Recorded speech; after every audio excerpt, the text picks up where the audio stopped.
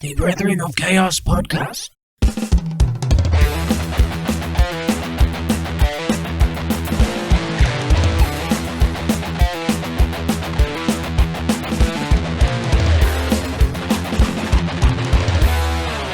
Hello, and welcome back to the Brethren of Chaos podcast.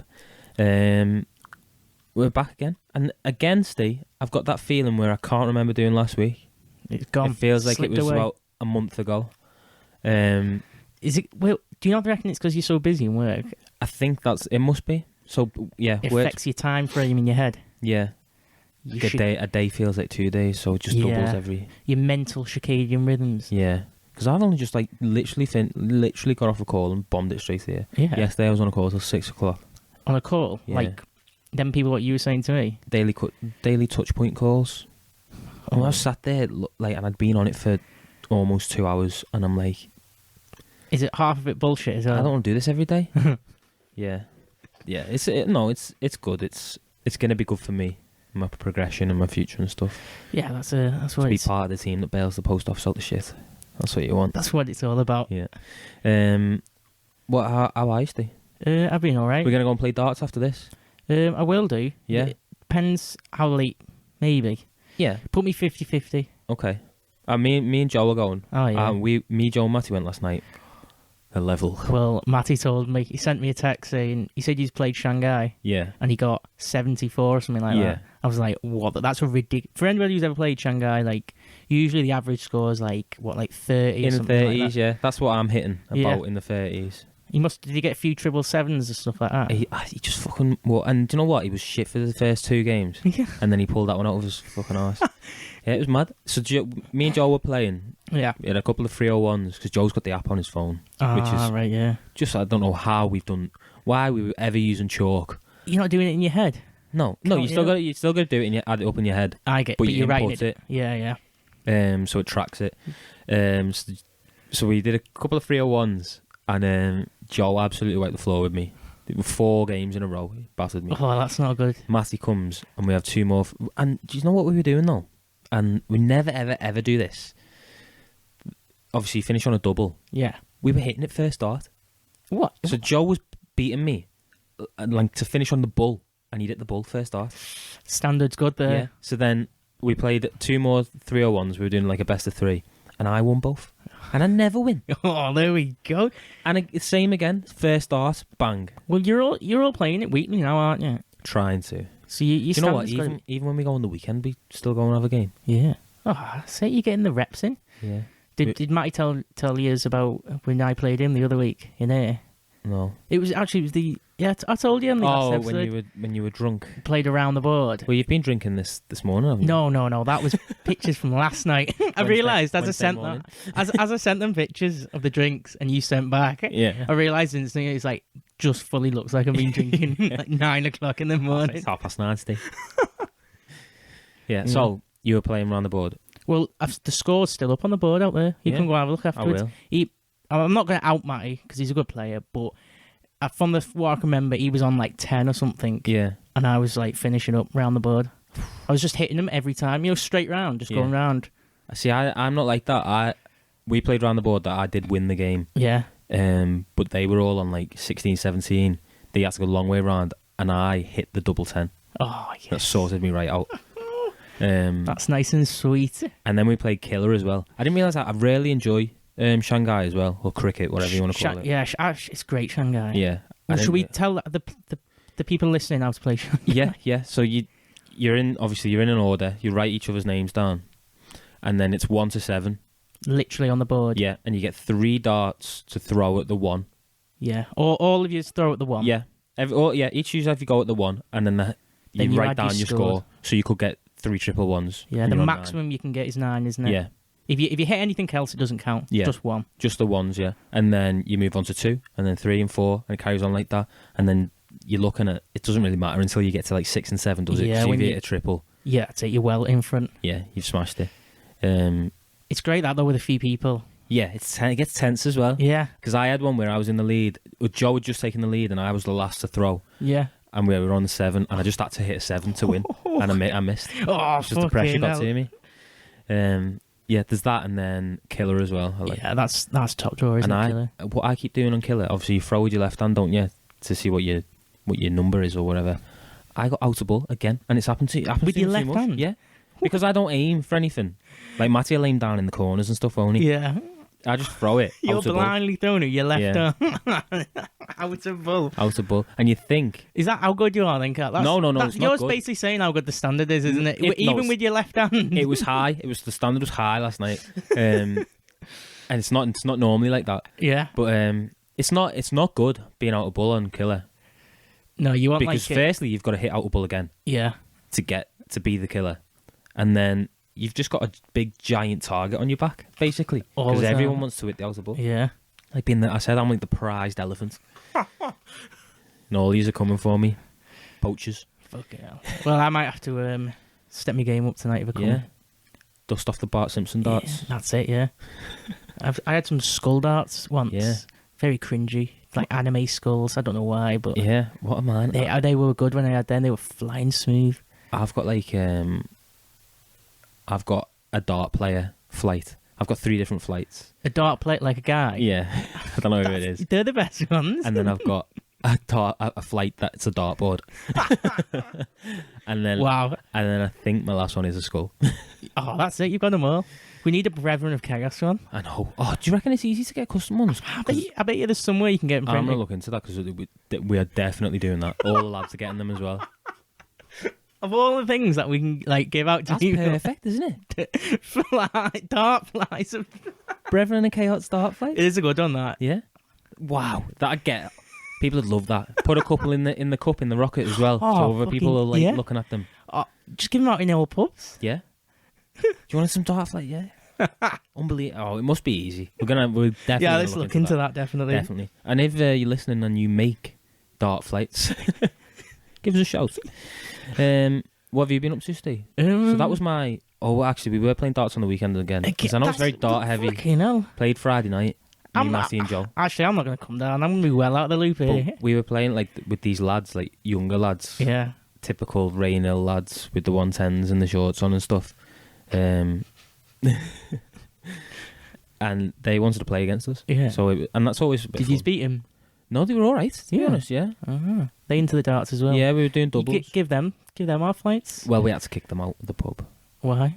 because they were doing stuff in the toilet they're not supposed to. And you kicked them out. Well, so the story is... I don't mind telling the story. Come here, lads.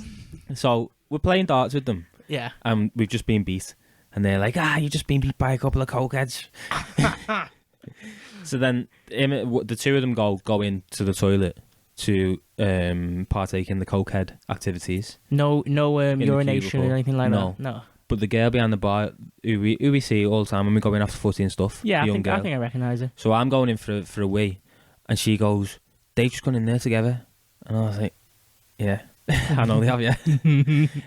She said, just knock on the door, tell them to get out. I'm not doing that. I don't want to. She said, I can't go in there, just knock on the door. So I did like a pissy, like, oi, get out. What did they And do? then they came out, Yeah. and they were like, I was like, I'm laughing, like, how am I messing, lads? Yeah. And they were like, shit myself then. But he left some of the, allegedly left some of the stuff in the toilet. Contraband. Yeah, the contraband, allegedly. And they both come out, and he said, I've left it in there. And as he's gone Left to me go, darts in. as he's gone to go back in the cubicle, Yeah. some of our fellas just walked and gone straight in the cubicle. And they've been like, shit, mate. And he's seen it and kicked off, and then gone to the people behind the bar, and she's had to throw them all out. But it was only girls working in there at the time. I get it, yeah. So then the lads are kicking off, basically, Yeah. saying, I bought me bevy and stuff, I'm finishing it. So we've had to... I stepped in. You.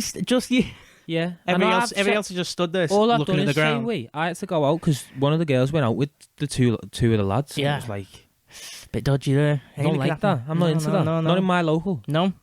So, That is so funny Yeah. though, that they were about to go in and some old guy. yeah, just like literally, and I could tell they were shitting themselves. That old guy does the gardens in the pub, so he basically works there. Yeah. It's too right. He went to the... It's literally like a scene out of like a sitcom, that. Yeah. Full on. Yeah, so I was just stood there watching the whole thing, like, unlucky boys, that's what you get.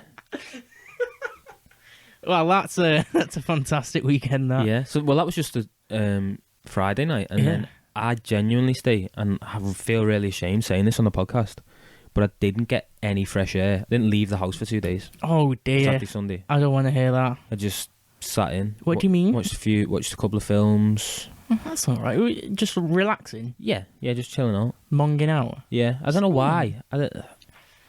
Was the weather nice? It rained on Friday. I went for a run Yeah. and got my dad to pick me up. It was torrential, On like Friday. storm. I sent you a picture, actually, didn't I? It was like storms. You did, yeah. It was like literally lightning and everything. I was like, fuck. Oh, it was, yeah, because I didn't walk to the pub. Because it was raining. Yeah, I got dropped off to the pub 2 minutes from my house. Yeah. Oh, there we go. Yeah. Well, so what did you, so you had your run Friday? Friday. Oh, I went to the pub on Friday. Went back. It was like 12 o'clock. What pub? The Eagle and Child Day in Rainford. And then on the way back, my mate, the guy who I gave the deer to, came and picked the deer up with me. He's always in his unit till like 3 in the morning. So I was like, oh, fuck it, I'll see what he's doing. So I went to his unit. Like, Were you tipsy at this point? a little bit. You'd had a drink? Yeah, I'd had a drink. Yeah. And I went to his about 12 and like left his unit about 3 in the morning. Yeah. That's like when you know you're dwelling in units. Yeah, that is unit dweller stuff. On a Friday night. Yeah. And what we're doing, he's got muskets. He bought these muskets, proper muskets that were in.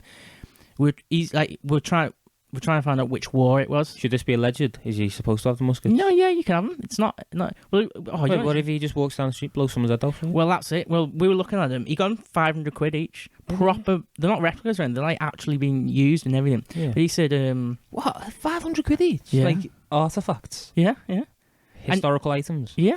from the American Civil War. I think the British. Oh. But we're gonna find out which war they're from. Yeah. They've got like Take them to the Antiques Roadshow. Yeah, we could do. Oh. They are used. You can tell they're used. Like got dents and stuff in it. Yeah. But he was saying muskets are legal, but they're only illegal when you load it. When you put like the gunpowder in and shit like that. And the little The pellet or we've tried to on this podcast already. I've tried to remember what those little balls are called. Shot. Little mini cannonballs. Yeah, mini cannonballs. Yeah. That's when he said it goes because with a gun, it's like you can have a gun, but it can't have the firing pin in, can it? Yeah. Is that it? I don't know. I have no idea. It's No. something like that, isn't it? So you can have a gun. Where a musket doesn't class as like a real gun. 'Cause, the mechanism and everything's all different. Oh. So it's not. It doesn't fall under like normal gun like laws. handheld catapult. Yeah, it's just like an explosive thing. Slingshot, isn't it? Yeah. That's all it is. With a bit of fire. Yeah. With a gunpowder. Yeah. Automatic slingshot. Well, that was my Friday night. Yeah. Dealing with muskets. And then Saturday. Had a gig festival. Shit! Yeah, what was that? It was- looked like you were in a skate park. Oh, I fucking Because you wish. were like sending me pictures, like it looked like you were like under the bleachers of like an American skate park. Blasting like some 41. Yeah, No, it was the Wellington in Widnes. It's a good pub, isn't it? Good vibes. is it? Yeah. But they had we had a half an hour You're set. getting a good a good taste of all the pubs in the north. Oh, this is one of the things Northwest. why I love doing this pub stuff. Like, it's not my scene at all. Like, I wouldn't go and watch myself. No. I wouldn't go to a pub and watch a cover band. Yeah. It's not my scene. But from the other end, it's fucking class bit of going you, to yeah. these pubs. Like, you wouldn't go. This pub's great. And there's always, like, funny people in there as well. But we had half an hour slot. And there was, like, other artists coming on. And I always get talking to all the artists, like, talk what they're doing. But then the guy headlining was the number one Robbie Williams tribute act. Oh wow! And as soon as he came on, we fucked off. We were like, fuck this. But he actually looked exactly like him. He was walking around with his shirt, like all his shirt buttons undone. Yeah, And it was like he was Robbie Williams. Yeah, I was like, I hate fucking hell. It's so cringy that. You're in a pub in like Widnes. Like a cover band is cool. Yeah, like what we do. Like I basically just soloed for half an hour. Yeah. Like it's almost on the level where it's like taking the piss. Like you're just having a laugh. Like it's comedy. Yeah, like I'm just taking the piss soloing, just playing like classic rock stuff. Yeah. But like that stuff, Robbie, of all the bands you could be his tribute act to, No, but he and then can't you do Robbie choose Williams. Yeah, because and he he's- looks like Robbie Williams. He's destined. He's had no say in Yeah, it. he didn't have a choice. He's drawn the short straw. Yeah, he was born a Robbie Williams tribute act. Oh, it must be terrible that. Yeah, And he's the number one in the country. That's what he was. I don't know how big is the market for tribute acts these days? Like, what is that his full time job? Yeah, I don't know. He had all the gear and stuff. He looked the real deal. Yeah, But yeah, it was a bit cringy. yeah. I like Robbie Williams as well. I like Take That a little bit. Say that's all right. We watched. There was a Take That tribute at Aintree Racecourse one year, and I was obviously I'd been at Ladies' Day all day and I'd had a few drinks, and I was convinced I was watching the real Take That. The real Take That. And to the point, Steve, where until 6 months ago, and this is like I'm going back 4 or 5 years.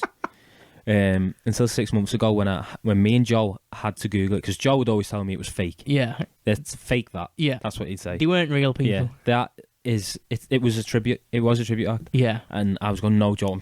I swear down, Joe, that was real. We watched Take That. There wouldn't be that many people there for Fake That. What, is that what they were called? I think they were called Fake That. Yeah. Fucking hell. So until like 6 months ago, I googled it, and it was in fact a tribute act. Yeah. And just brought my heart. And they looked exactly like it and everything. Well, I was at the back, and I need glasses. I get They it. sounded like it. It's easy to emulate.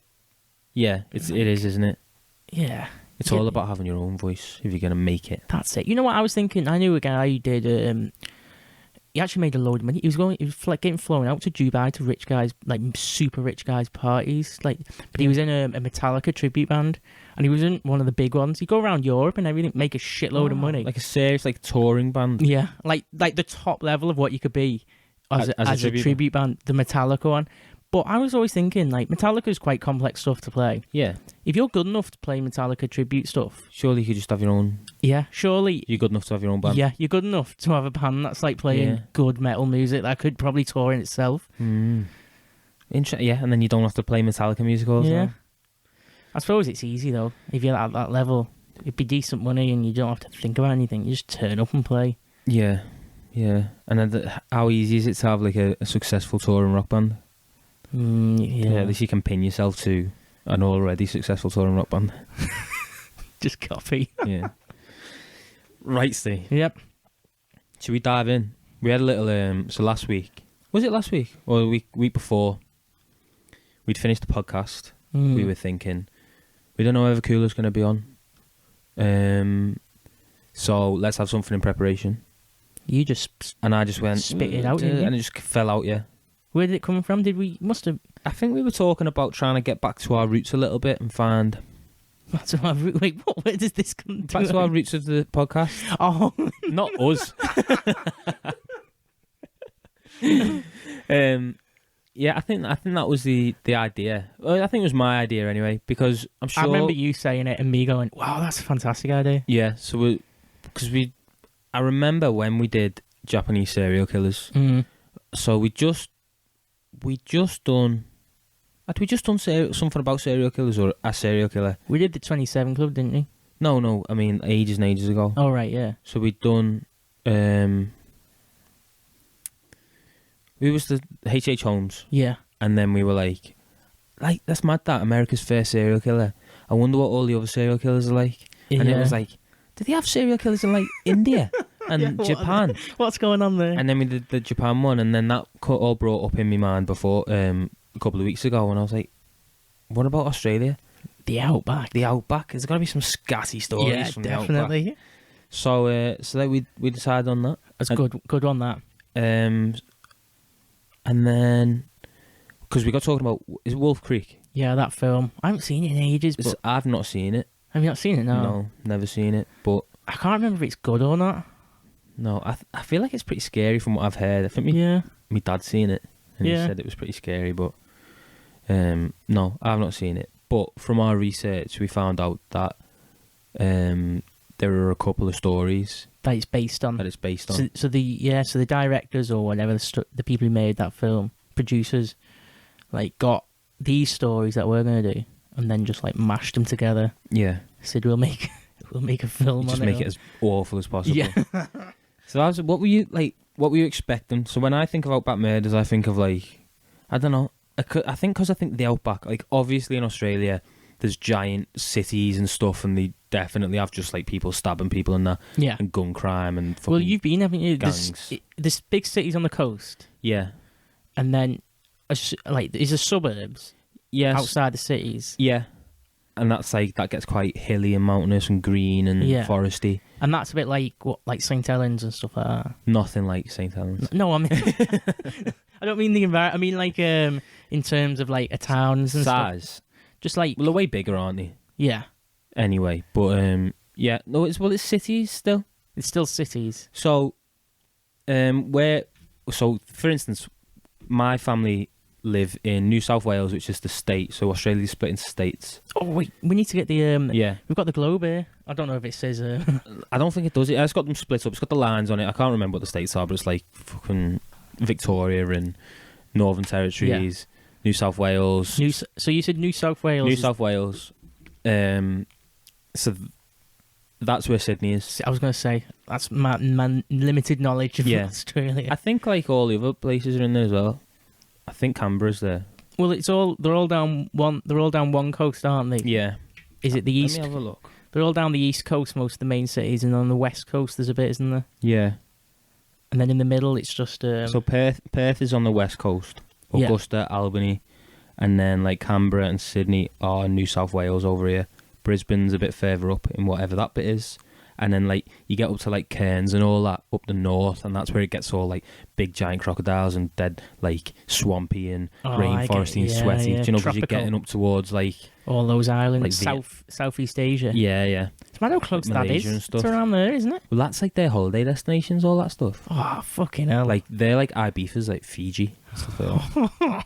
Mad that, innit? And you just know Fiji is like 1,000 times better than Ibiza. Oh my god, could you imagine? I need to go. He's getting me fucking hard as a rock. Australia. So New South Wales, Sydney, obviously a giant city, super famous. Sydney Harbour Bridge, the Opera House, everything. Yeah. Absolutely massive, beautiful. I spent 5 nights there, 6 days. You could live there. In the city. Yeah. Yeah, I feel like I could be a city dweller. I know I could do it both ways. You can go on the beach in the evening, sit on the beach. Well. Or do you get eaten by sharks? It's that big stay. It's like you're on like for the beaches near the city in Sydney. It's a harbour, isn't it? There's no beaches within just walking distance. Yeah, you're on like trains and stuff and buses. So my auntie and my uncle live in Wollongong. What a name that is! Which is another city. Who's named that? Well, no, they're all called like Woonona and Wollongong and. Bangaroo, stuff like that. Actually, that's like what it is, isn't it? The Aborigines and stuff. Yeah. They've named them all. So that's the city. That's another city in Australia. I think it is anyway. City. I feel like it is. About an hour and a half train journey outside Sydney. Yeah. But they still live in Sydney. So that's the scale we're talking about. I get it. Yeah. And then from Wollongong, you've got like little. I don't know whether they're called towns. Well, they must be called towns. Yeah, they are towns. So then they live in Mangaton, which is in Wollongong, which is in Sydney, which is in New South Wales, kind of. Something like that anyway. I get it, yeah. It's all up the wall, basically. I don't know what I'm talking about. So anyway, what were we even talking about? Why have I got onto that? I don't know. You were saying about Australia. Oh, and the I don't know. Oh, so we were saying, all the cities, all the big cities and towns and stuff are all around the outside. Yeah. As you get in, you get a bit foresty. That's it, yeah. And then the further you go in, the just more barren it gets. You just get to desert. Yeah, and like there's literally towns where people have to live underground and stuff. And like live in caves just to cool down. Yeah, I get it. It's too much. Yeah, which is just absolutely insane. I remember speaking to someone, not in Australia, totally disconnected to everything like that, but who drove through one of those towns where people are living in the caves. What, like Wombles? Yeah. No. Like that. Remember I sent you that picture of in that Spain? That. Yeah, I get you. So the houses are all carved into the rock and stuff. Yeah. The rock, yeah. They're not like mole people, tiny little eyes. They've all gone blind because they live underground. Yeah. So when I was thinking about these Outback murders, you think like a horrible, like dead tanned, super dry, crusty lips. Yeah. Big Australian hat with the corks hanging down. Yeah. He's got a pet dingo. Yeah. And he's out there. Big Bowie knife. Yeah, he's out there kidnapping people, slitting their throats and feeding half of them to the fucking dog. Yeah. That's what I think. No, I could picture that, yeah. And it's so fucking giant. See, that's another thing we need to touch on. Like the size of Australia. I can't fathom it. The scale's ridiculous. So if someone goes missing in that Outback, Yeah. That's what it. do you You're even done. do? I think that's why, and we'll get we'll touch on it when I read the story I looked at. Yeah.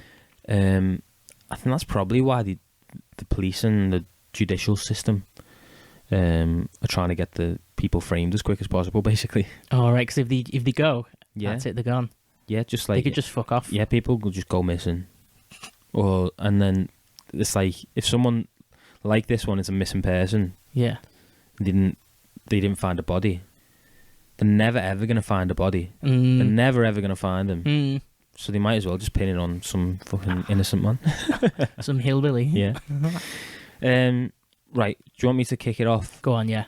So we're looking at the solved, and I use that word very lightly, case of Peter Falconio. And Peter went missing on July the 14th, 2001. All right. So That was when was the film made? Around then, wasn't it? 2002. was it? 3. I don't know.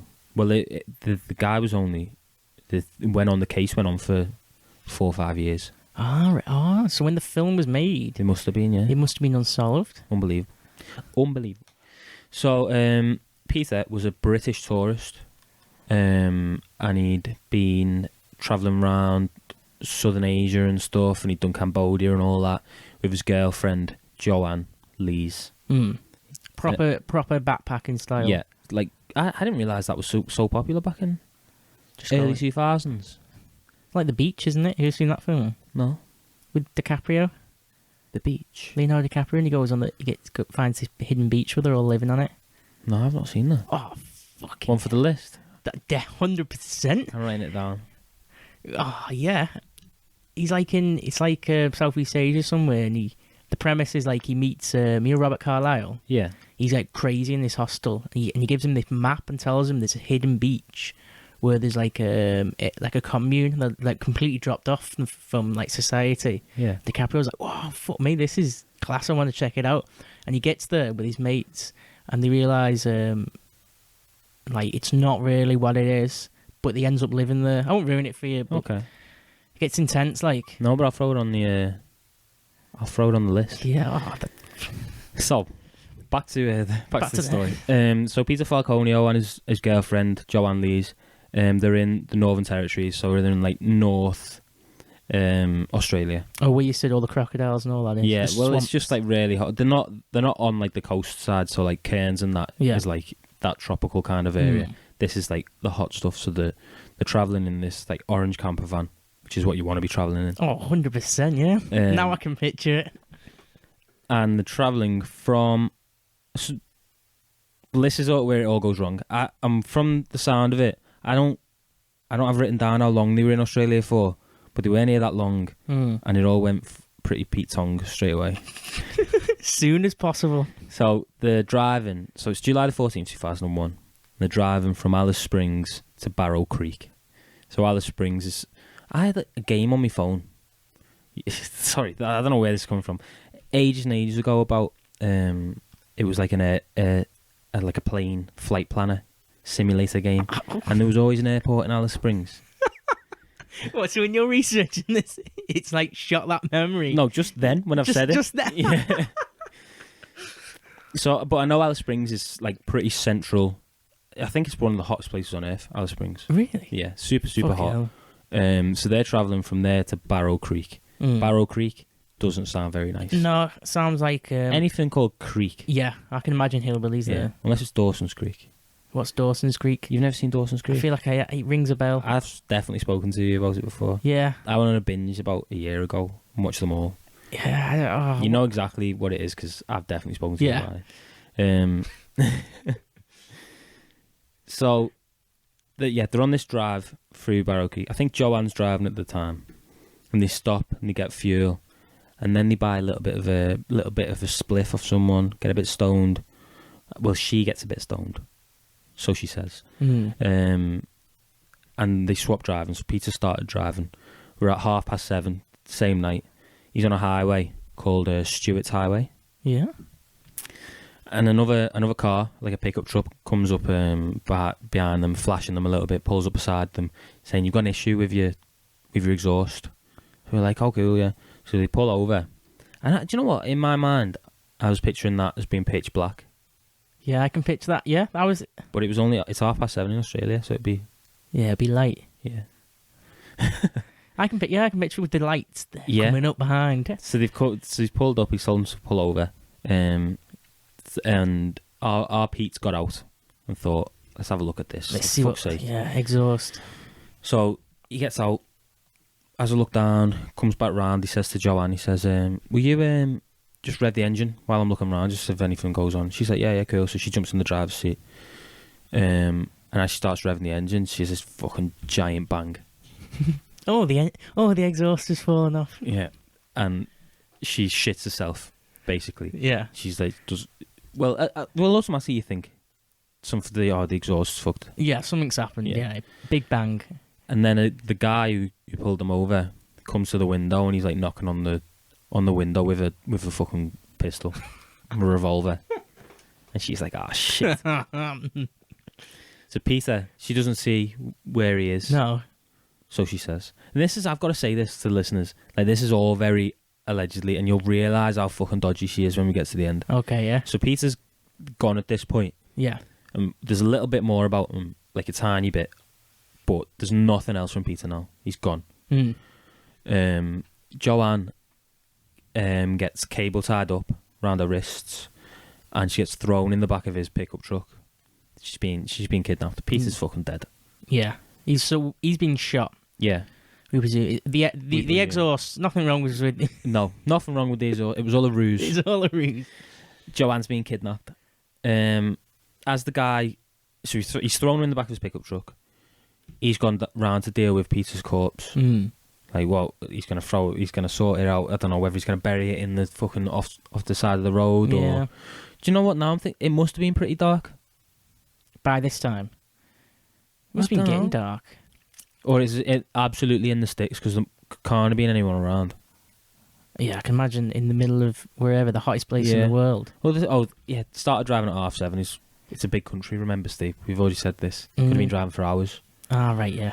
I was trying to place it like, so it must be pretty dark at this point. The guy's dealing with Peter, already dead, probably going to bury him, I don't know, throw him in the back of the... But as he's doing that, Joanne manages to wriggle free, get out of the cable ties. What? And she jumps out and Wait, how do you get out of cable ties? They're like the best of the best for tying people up as well. How do you get out of cable ties, Steve? How? Or they do that thing which snap it on your stomach. I've seen that, yeah. You pull in. Yeah. Puts all the force on it. Thing is, cable ties are like... probably the... Like, you rope, you're dealing with your knot, aren't you? Yeah. And stuff like that. But cable tie is fucking solid, isn't it? Engineered not to be... Yeah, and you can pull it tight as fuck. Yeah. So, well, and this is all... Joe, because obviously... Yeah. Oh, I suppose there could be something in the back. Rub it on or break it on something. Well, she said this is all their account. Yeah. So we're going off her account. Yeah. And it's the only account we've got. Because she was the only one there who survived, apparently. So she's wriggled out of the cable ties and she's jumped out of the back of the pickup truck and run into the brush. Run into the Australian Outback. Whew. And the guy sees her, shits one, he throws Peter in the back of the pickup truck and he runs out after her. Yeah. And she said like there was a few times where she's hidden in a bush or whatever, like in the shrubs. Yeah. And there's a few times he came so close to me I thought he was going to find me. And then he just gave up and got off. What the fuck? So he drives off in his pickup truck. And she's left so this is 1 a.m. now, so it must be pretty late. In the middle of nowhere as well. In the middle of nowhere. And a truck driver called Vince. Don't know why that matters, but his name was Vince. He picks up Joanne. He sees her on the side of the street. Obviously, she looks all shaken and whatever. Yeah. He picks her up and he calls the police and he takes her to he takes her back to Barrow Creek, and she's looked after by some locals who were like helping get the police. She's obviously a tourist, doesn't know what's going on. They've given her food and water, a place to stay. Looked after her. Yeah. And then the police are called. Police come out, trying to work out what's happened. It takes them 8 hours to form a roadblock. What do you mean by that? So anything could have happened in those 8 hours. Fucking hell. So 8 hours later, the police have got set up the crime scene, Yeah. set up the roadblock. It's all barriered off. I suppose it takes a bit of time travelling, doesn't it? They got the tape up, wrapped around a couple of cactuses and stuff. Yeah. It's not. Oh, sorry, it's not the Wild West, is it? Is there no Do they have cactuses? I don't know. Seems like they're right. I know there's definitely cactuses in the Americas. Yeah, I'm saying cactuses. It's not in my notes that they wrapped any police tape around cactuses. No. So at the crime scene, there's no evidence of a gunshot. None. At all. I see, okay. There's no residue. There's no brain matter, like bullet residue. Yeah. No brain matter. There's no drag marks. There's no bullet casings. Mm. And the only footprints that they can find are Joanna's. Or Joanne's. Yeah. And the car's still there, though, I imagine. Their van or whatever. Yeah. But obviously his pickup truck's fucked off. Yeah. There was a small pool of blood, and that's the only thing that was there. Yeah. And you got to think, if someone's been shot, and you've got to assume he's been shot in the fucking face, Yeah. shot in the head. You're not gonna. Somebody's bending down. So he's bending down, looking at his exhaust. Yeah. You're not gonna shoot him in the foot. No, In the arse. you're not gonna shoot him anywhere where it's gonna bleed out and pool. Yeah. You're gonna fucking blow his brains out all over the back of his fucking wagon. Point blank, bang. I don't know why you do it. Oh yeah, there's that. I don't know what the motive is. Well, we'll get to all that. Yeah. Okay. So yeah, that's all there was. There was nothing there. Just a couple of Joanna's footprints and a small pool of blood. The attacker, and this is Joanne's description. He had a shoulder-length, scraggly hair, a Mexican moustache, whatever that means. What is a Mexican moustache? Like, is it like lines or something? It was like a handlebar moustache, like down his cheeks. Arriba. No way. Because the guy in this one, in the one I'm gonna do, has the same handle moustache. It's the same. Fucking hell! That just must be it. Are we about to solve that they were done by the same person? I think this guy was caught by then, though. Yeah, well, they think this guy was caught as well. Yeah. Well, maybe he did that one as well.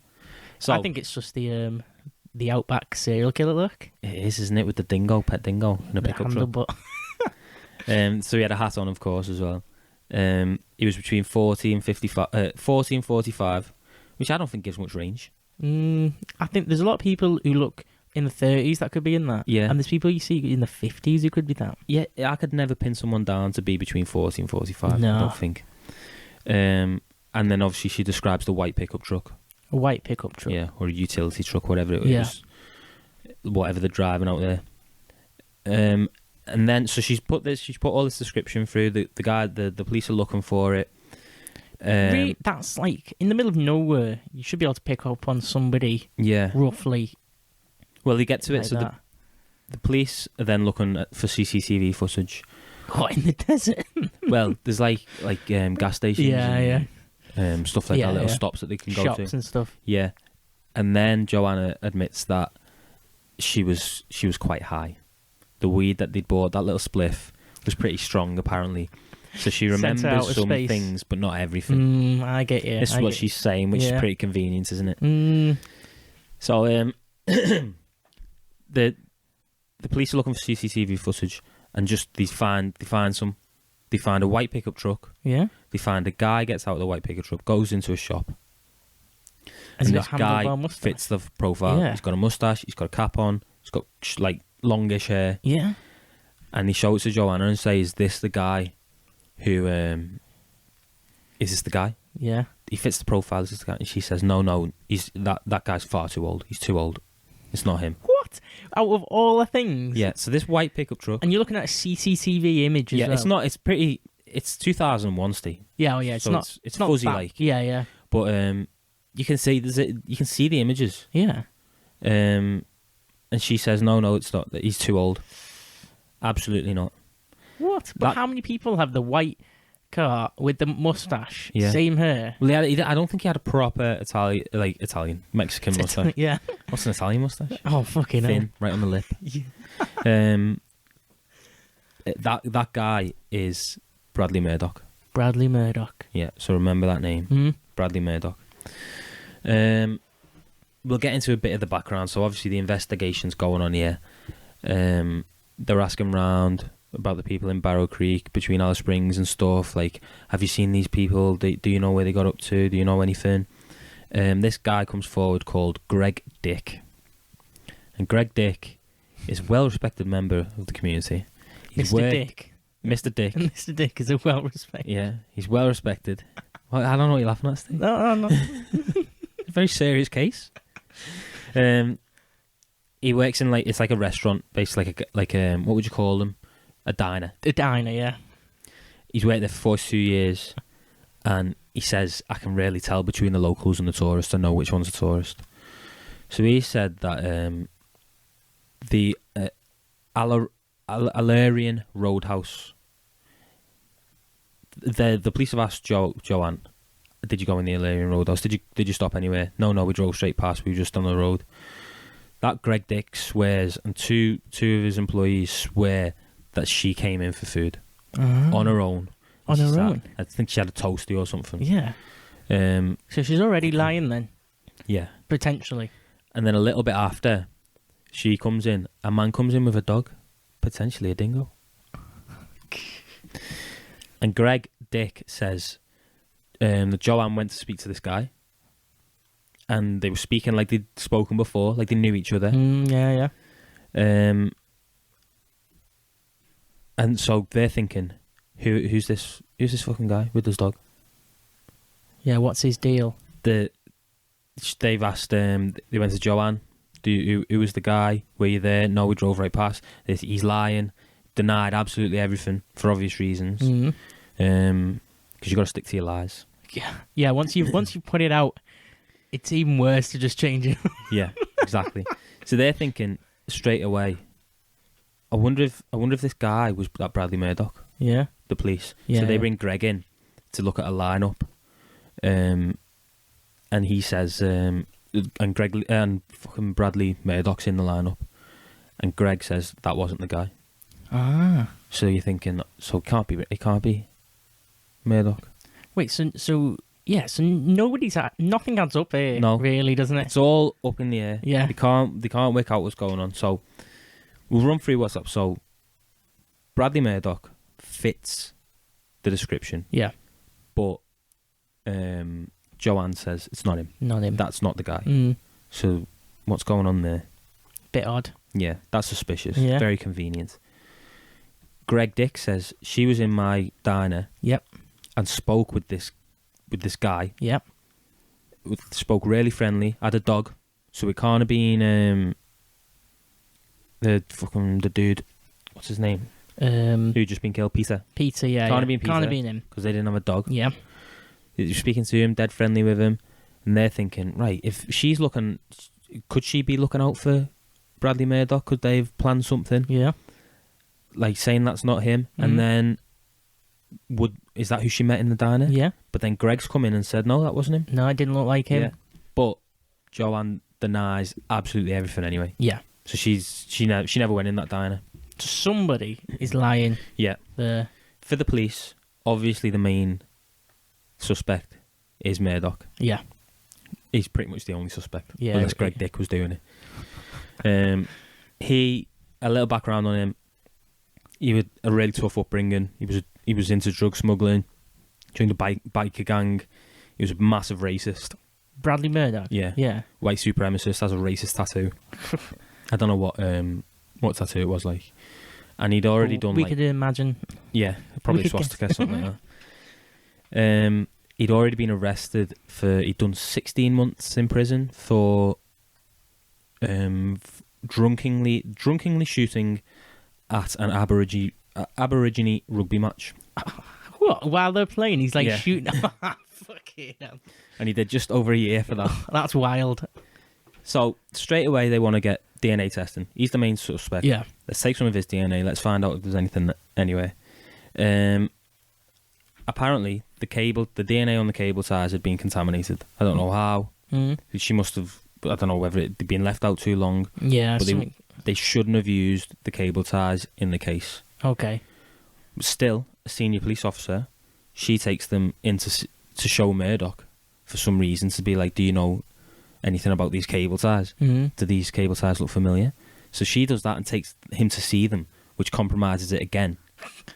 So this is all very unreliable. Yeah. We already know the cable ties have been contaminated. You shouldn't be using them in the case. Then she takes them takes them to Bradley Murdoch, and he gets to look at them. I don't know if he touched them or anything. So that's contamination again. They shouldn't be used in the case, but they were used in the case as evidence. I see. So it's fucked up there. Yeah. So they were saying, like, obviously there was her DNA on it, Joanne's DNA, and there was Bradley's DNA. Yeah. On those cable ties, and that they used in the case. But so they shouldn't have used it. But his DNA's come from him looking at it. Potentially. I see. Yeah. Well, they just said, it was just they were told not to. They were told it's contaminated. It's very unreliable. Don't do it. Yeah. So, in DNA testing, it was also found that on Joanna's shoulder was some of Murdoch's DNA. Just on her shoulder, just a tiny bit on her shoulder. How does that happen? I don't know. Like, what type of DNA? I don't know. Just stays on someone's shoulder for that. Like it must have been days later. This absolutely anything, couldn't it? What is DNA? So could that, if I was sweating, that's my DNA in it. I feel like that'd go after like blood. After it dried, wouldn't it? And it was on a shoulder blade. They were saying. I don't know whether. Oh, I don't know about that. Yeah. So that's questions, and then I'm saying a tiny bit. They stressed tiny bit. The police recreated. So they've gone to Joanne and been like, okay, what happened to you? What went on? Explain the whole situation, and they did a recreation. And the recreation showed that the DNA, if someone had done a cable tied her up, picked her up, threw her in the back of a van, his DNA would be all over her. I get it. Yeah. You've got to cable tie someone and lift them up, and she's got to be wriggling and everything. Yeah, there's got to be a struggle going on. Yeah, between them both, a lot of contact. Exactly. So there would his DNA would be all over her DNA would be all over him. Yeah. You'd be able to like pinpoint it to him. Yeah. Right now, all we've got is her DNA and his DNA on the cable ties, and that could have come from fucking anywhere.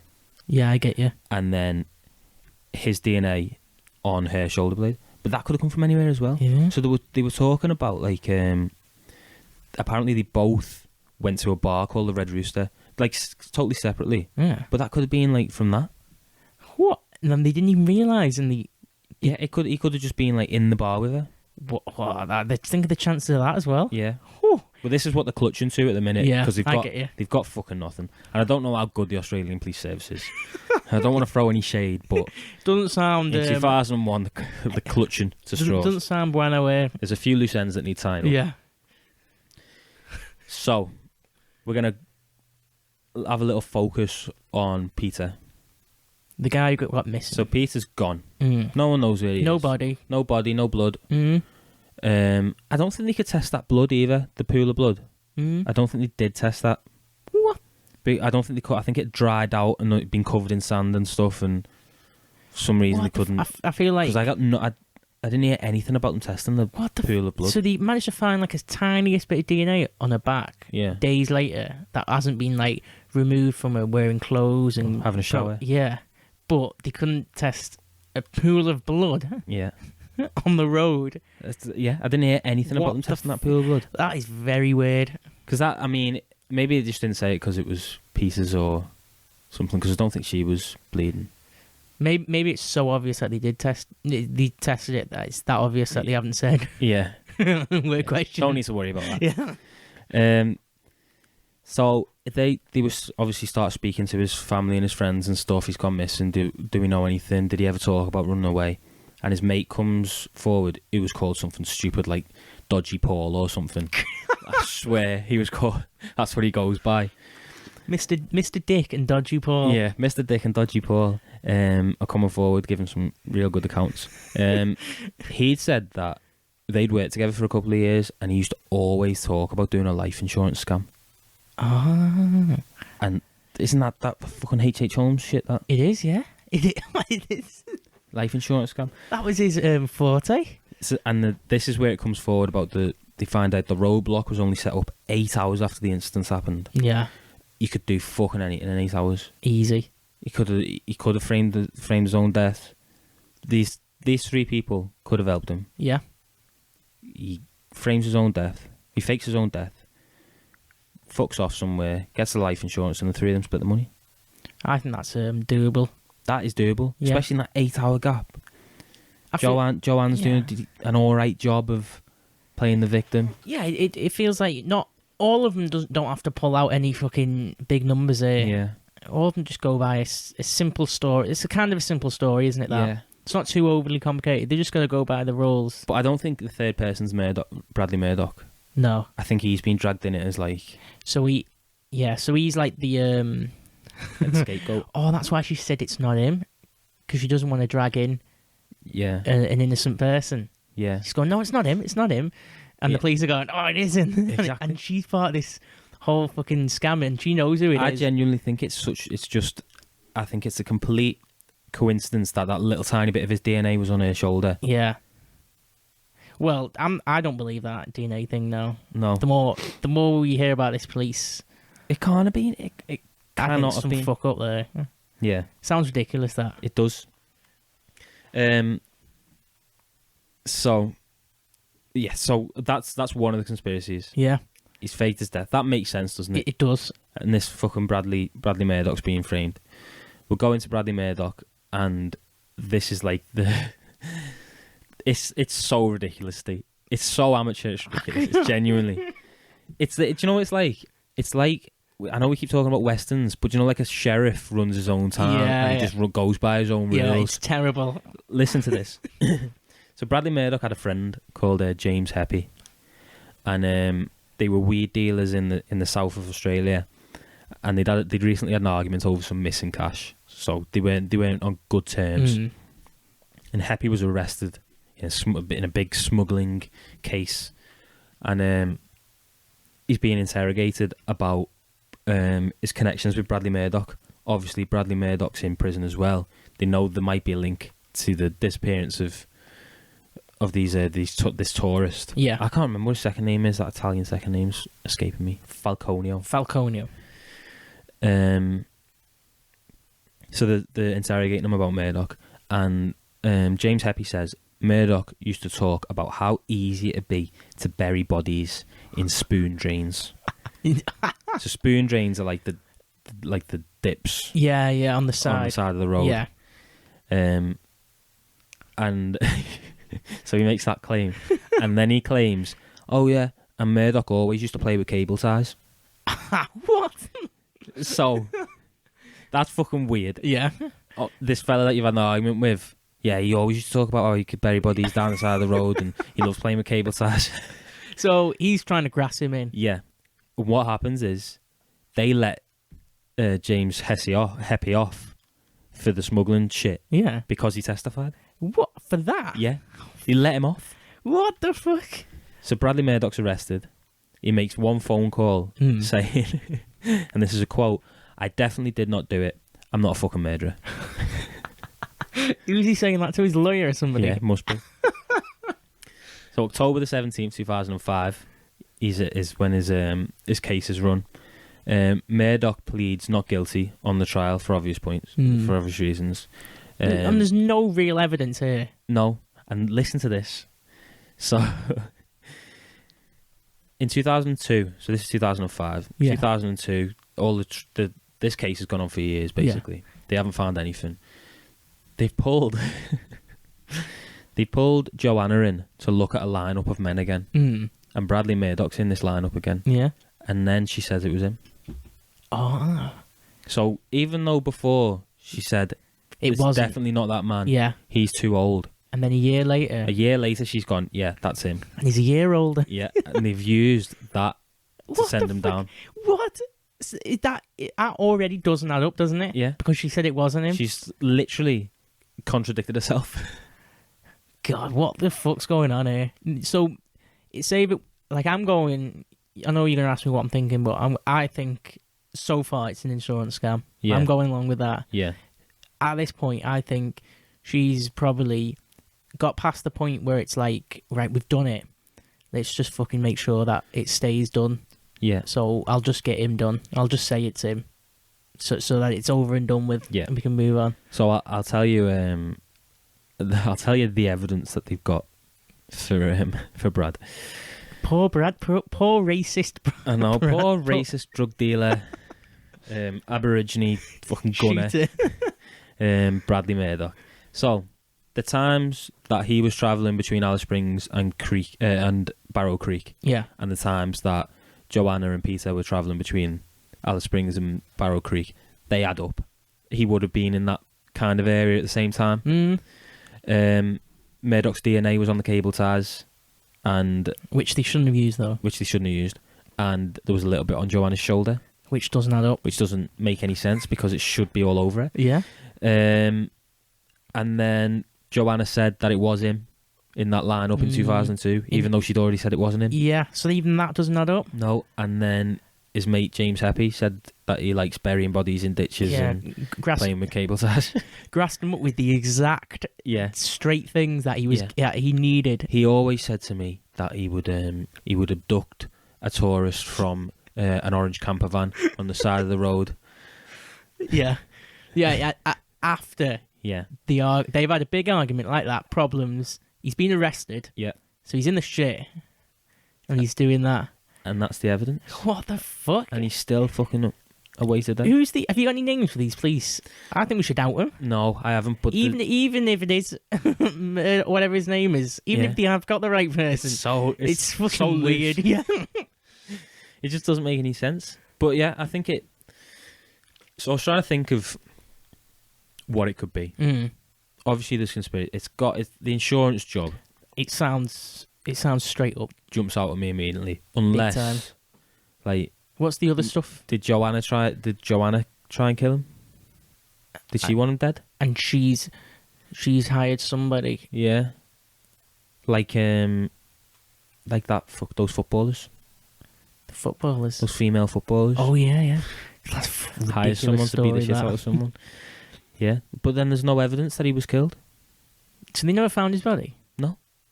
And they never found his body. There was no evidence from him. Yeah, there's no struggle or anything. There was no evidence of him being there. That could have all just been set up. Fucking hell, yeah. There. Yeah. By her. Yeah. She could have just set all that up. Oh, he might have not. The whole thing with him could have happened beforehand. Hours ago, yeah. Fuck. Like at the petrol station or something. What the hell? Well, like you said, that Joanna, I think. Yeah. Joanne. Herself doesn't add up. She's like all over the place in the line, picking people out. She's obviously traumatized too. Do you reckon? She's lying about going into that place. Yeah.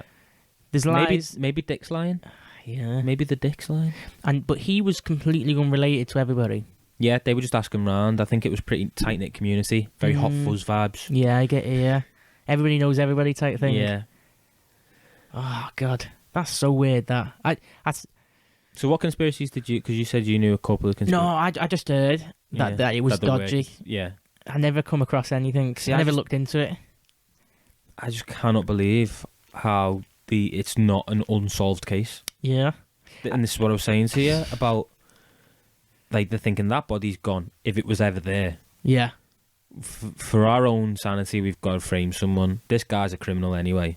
Let's just get him. Let's get something very loose and put him down for life. It sounds bad from the police, that. Yeah. But at the same time, it could be him, and it has just he's not obviously not got lucky because he's got done if it was him, but he's got lucky in the sense that he did sort the body out good. Yeah. And stuff like that. But he still got done. I mean, yeah, but he's still here. Yeah, he's still. I don't know. So he thought he got away with it. No evidence. Like, you can't get me on that. Yeah, no evidence. Look at this. Guilty. Sentenced to life. It's because the police are that bad. Yeah. Yeah, the police are that bad. They caught him. Yeah. Are there any like stories of the Australian police being like that dreadful? I feel like I've heard it before. In my one, they don't seem that bad. No. No. What year's your one? 96. 96. There is a mistake, but it's not like a bad mistake. No. I don't think these have made any mistakes. I think they just haven't got any evidence. Yeah, they're just idiots. They just can't. They're not competent. Yeah. Oh no, I don't think they're competent. They just haven't got the. They just haven't got the evidence. There's just nothing there. Yeah. There's nothing. It's such a dead case. There's nothing to go on. I think let's go. If it's insurance fraud, Yeah. so there's Joanne and Peter in the car, Yeah. and Peter's got this plan of doing insurance fraud, which it's people do. We don't know whether they were ever pulled over by anyone. Yeah. We don't know if a white pickup truck was white pickup trucks. It was statistically was the most popular car in that area of Australia. Yeah. And if we say white pickup truck, it could be any white pickup truck. Yeah, they'll just go looking for a load of people. Yeah. So they've decided to pull up on this road. Yeah. And the story is I'll go missing, or he could have gone missing any time. Yeah. Or it'll be like yeah. You get cables. We'll get the cable ties. Yeah. Joanne needs to be on the road with the car to get picked up by the trucker. Yeah. He, I don't know, punches himself in the nose, gives himself a nosebleed, something like that. Little pool of blood. Yeah. Yeah, you can get blood from anywhere, can't you? Yeah. Maybe it wasn't even his blood. No. Dingo blood. Dingo. Kangaroo blood. So. And then gets off. Yeah, he fucks off. He's got 8 hours. Yeah. 8 hours. Well, he's got more than that. He's got fucking free range. So, really, from the another person could have come and picked them up. Who Yeah. was in on it? It's someone that they've met on the travels around Australia, or even around fucking. He's probably in Cambodia or something like that. He's definitely in Thailand. He could be on the beach with Leonardo DiCaprio. Literally, could be. And she's gone to the police, said this story. It's a reasonable story. Yeah. It's not like that outlandish. It's a very, very basic, like, kidnapping story. Yeah. She got away, and he was dead close to almost finding me, but he got off. But they found no tracks, nothing, no only, evidence. Only hair footprints. Yeah. This is what that makes me think. Because it was just her. It was just her. Peter wasn't with them at all. Yeah. Wasn't with her. Because she could have set that up on her own. Yeah. Yeah, it's easy. Cable tie herself. Just, like, wriggle out with him. Well, he's on the plane going to Thailand. Yeah, while she's dropped them off at the airport. Yeah. And then she goes to the police, does all that, does the story. The police are right, we've got a suspect. Yeah. And Joanne's thinking... He definitely wasn't there. Yeah. Because Mr. Dick was saying she was in that hotel, just on in that diner. And she just went in on her own. She ate on her own. What would he be doing? Sat in the fucking camper van? What the fuck? Yeah, so, okay, I think I'm going with that, yeah. Peter wasn't there in the first place. And they've done it all. Yeah, whether he's... And it could have been anything. Well, no, because it can't have been... If she'd killed him... What explains her speaking to somebody, though? With that guy? Yeah. He might have been the third... He's just the third person involved. Yeah. That's simple, actually. Yeah. We don't want to confuse that bit. No. He's just the third person involved. He's just, because we don't know, like, Dick, if we're trusting Dick, he said that was not Bradley Murdoch. Yeah. So it must be this third person. And the police found somebody who just happened to be just like what Joanne said, and she's like probably thought, I don't want to bring more people in. I don't want to complicate and bring innocent people in. Such a vague description of a person as well. Yeah, and she's gone, no, it's not him. Yeah. To not overcomplicate or anything. Yeah. And then the years pass. Well, she can't say that's the guy, because if they then go, okay, fly down, arrest him. Yeah. Where were you this time? Ah, yeah, and he's got an alibi. Yeah. Oh, I was at home with my wife. Yeah. Oh, I was doing this, and they were like, oh, and she's lying. Yeah. She's been caught out. She's done. She's not soft, like, is she? Yeah. I think we've got to the bottom of this. He's gone off, hasn't he? Yeah, but then afterwards, because I was thinking if she'd killed him, why would she try and fake his death? Yeah. Why would she then go and say? Yeah, all that stuff. Yeah, she wouldn't have to. She could just get off. And then I feel like I was thinking if he's just got off on his own and left her again, why would she do it? Yeah, yeah. Even if she killed him, everybody, she could have just said he's bailed. Yeah. There's no evidence for anything. No, and we know what the fucking police are like. Yeah. She didn't have to go through all this. No. Yeah, I think that's it. It's an insurance scam. We've got evidence from Dodgy fucking Paul or whatever his name was. I wonder how you get that name. Wonder what Yeah. stuff you have to... Insurance scams. Yeah, he's got a life of him. Yeah. But I think she's when she next time she's seen Murdoch and said it was him. I think it's a few years gone by. She after a few years, you're thinking, I've done it now. Yeah. I've done it. It's over, and then it comes back again. They're probably speaking to her throughout the whole process as well, saying we found his DNA on your back. Yeah. Which that doesn't make any sense. Yeah, that doesn't. But then again, that could just be the fucking incompetent police. That could be. It could have been a very much like, I want to frame someone for a murder so that I can get off on a thing. Is there any horrible people who live around here that you want to be sent to prison and don't cause any more trouble? Yeah. And they go, well, there's this guy called Bradley Murdoch. He's a racist, a drug dealer. We need to pin and he was in a something on him. biker gang. He sounds perfect. Yeah. Right, if you can put a little bit of his DNA on my shoulder, maybe you just find it. Yeah. And then make sure he touches these cable ties. We'll all get on our way. Yeah, because the cable tie, them bringing it to him, making him touch it, is obviously fucking weird. Oh, that's it. That's it. That's what's happened. That's it. We just solved it. You know what's funny as well? They've made the film before the end. Before they made the film like going down the line, and it's like he's a killer and done. Yeah. And really, it looks more like they should have made the film of that. Yeah. That would be an unbelievable film. Oh, all about the heist. Yeah, and they should have had like the end of Ocean's 11 where that funky bass music starts playing. And they're all stood at like in front of the Bellagio with the glasses on. Yeah. Should be like Peter just like on a beach in Thailand with his sunglasses on. And she comes up behind she him. appears. A couple of cocktails. That's it. Oh, that's it. That's what happened, isn't it? And Murdoch. Yeah. Murdoch's in his cell. Oh no, that did happen. That is definitely. I've got no other explanation. Yep, straight up. I know. We saw that now. I can't believe it. Just how loose it was. I was watching the videos about it, and I read about it, and it was just. I was just waiting for like, come on, there's something happens here. Is some you find a body? Yeah. Come on, he's definitely dead. Well, I wonder why did no one like. So if it was a health insurance scam, yeah, a life insurance scam, wouldn't they get out to everyone and be like, as a Peter fucking Scosio or whatever's Falcone, has he taken out? They're not stupid, are they? Wouldn't be his name. No, yeah, it'd be something set up. They could have done like a Southeast Asian insurance. They're not going to check. Dodgy, proper super dodgy. Yeah. Yeah. It's not too legal, is it? No.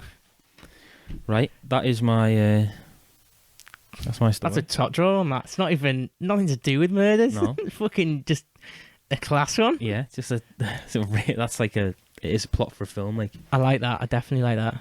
No, it is to do with well, it is, yeah, but no, it isn't, because like we don't even know he was murdered. Our verdict, there were no murders at all in the whole story. Not even like Murdoch didn't even have any history of murders. No, he just shot her a few Aborigines, which is silly anyway. Yeah, you've thrown a curveball there. Yeah. I want you to kick it off. Okay. Kick off half time. Half time. Little sip of throat lube. That's it, yeah. Okay.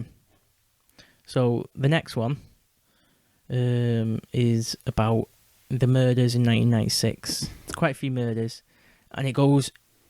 There's a funny ending. It's not funny, but it's like. It's your kind of funny. Yeah, just this a bit. Is always like you just be like, what the fuck?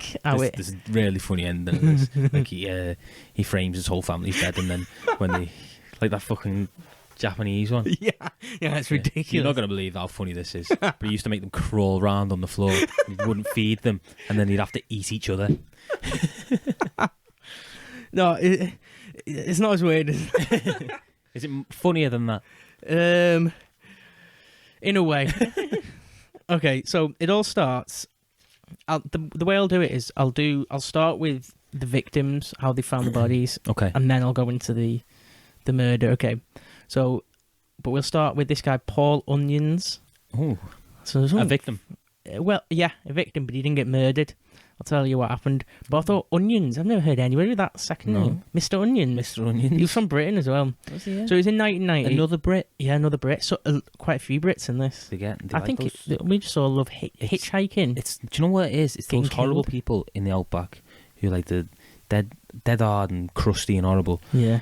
and they're looking at like tourists like where you shouldn't be here. That Yeah, kind of yeah, thing. yeah. Young Brits. Yeah. Fuck off. Yeah, didn't sign up for this when I moved here. Okay, so Paul Onions, he was doing that type of thing, you know, like adventuring, working around like Australia doing work, but he was like hitchhiking and backpacking. That's how he was moving around. And he was, if it starts off, he was hitchhiking down, I don't know where it was, but it's near the Balango Forest. This is where all the victims were, and it's in the middle of nowhere. Do you want me to have a look what state we're in? Go on, yeah. The Balango Forest, that's where all, but it was proper outback. And he was on the highway hitchhiking, which is, I don't know why you'd hitchhike anyway. I feel it's better. I'd rather just get a bus or something, wouldn't you? Yeah. Or just fucking walk. Hitchhiking's... And there was all... It's you're asking for trouble. Well, this was 1990. Balango Forest. Yeah, the Balango Forest. B-E-L... Balango State Forest. That's it, yeah. It's in Balango, would you believe? New South Wales. New South Wales. Let me see. Does it show where... Pretty close to Wollongong. Oh, yeah. Oh, there we go. Ooh.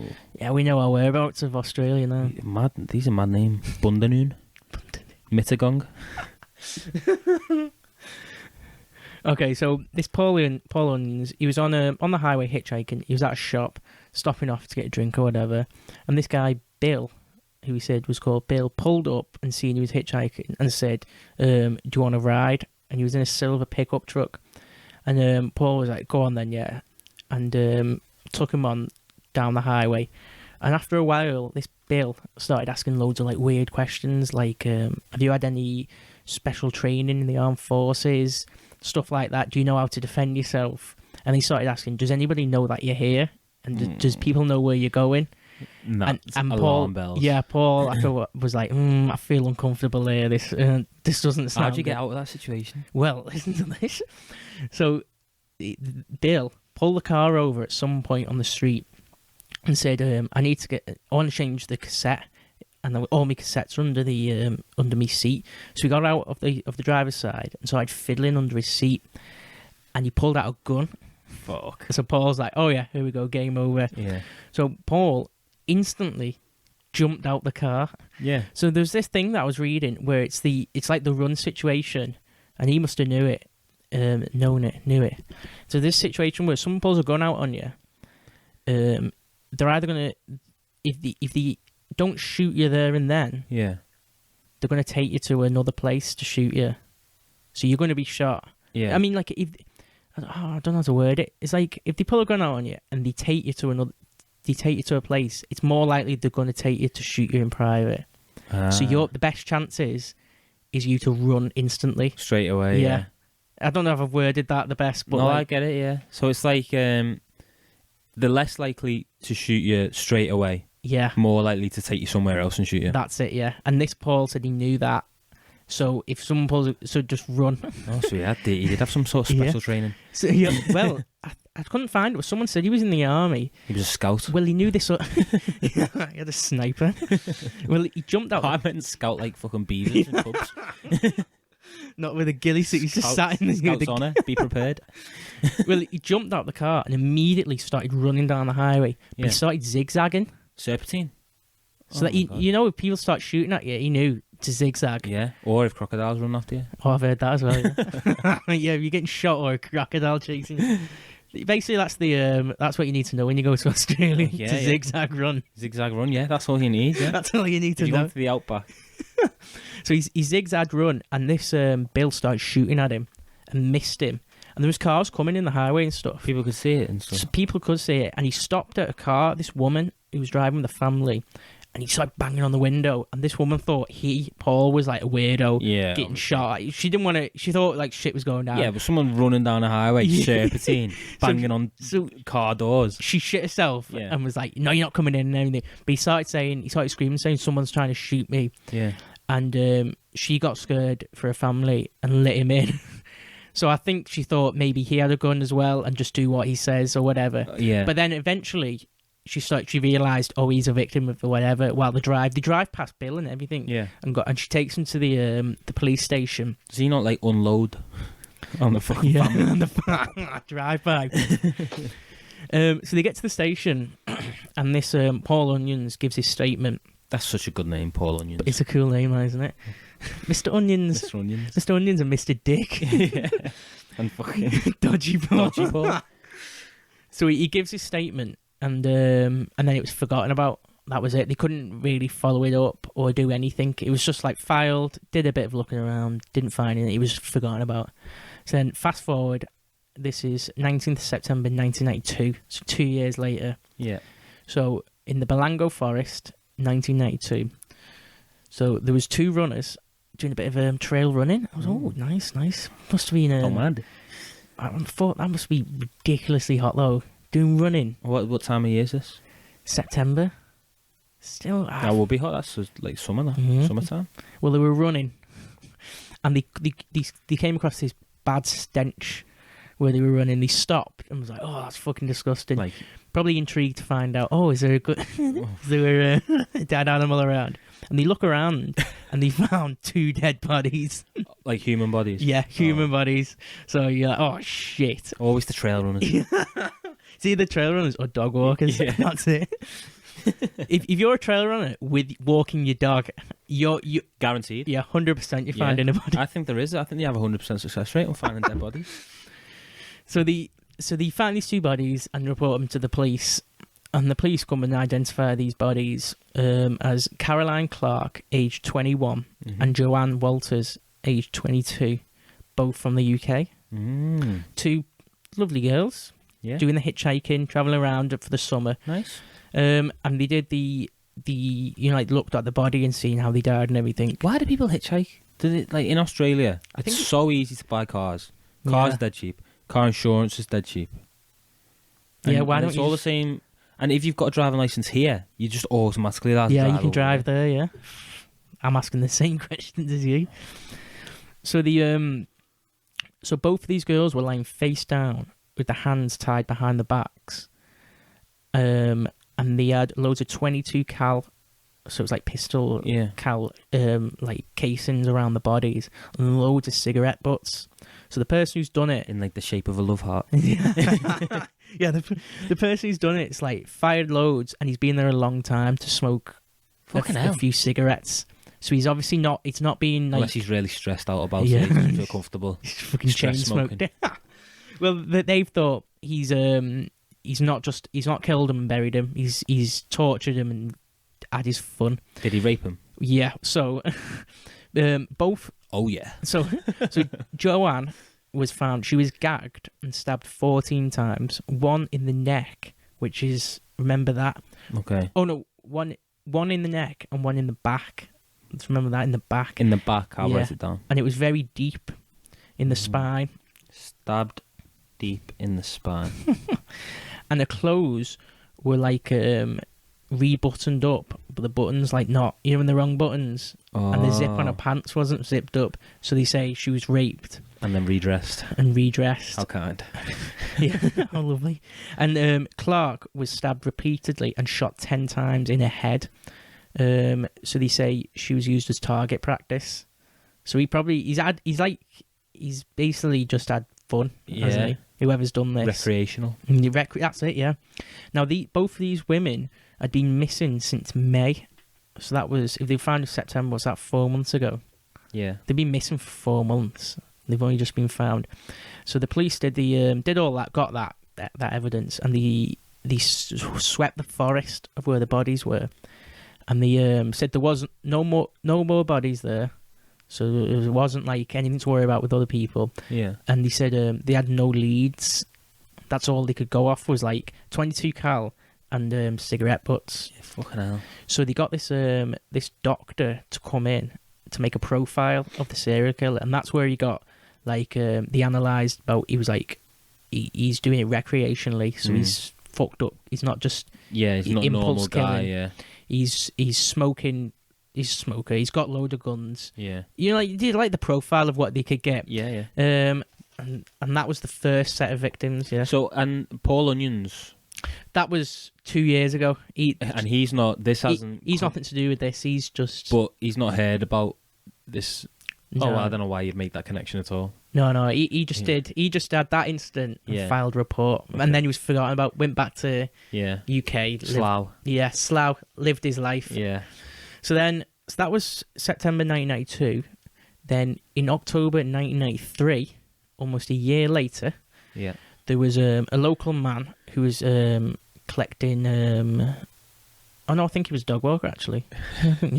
What was he going to be collecting? Mushrooms. I think they said it was collecting wood or something, firewood. Was he? But in the forest, in one of the remote sections of the forest, found 2 more bodies. Young girls. Well, so he called the police. Police came down.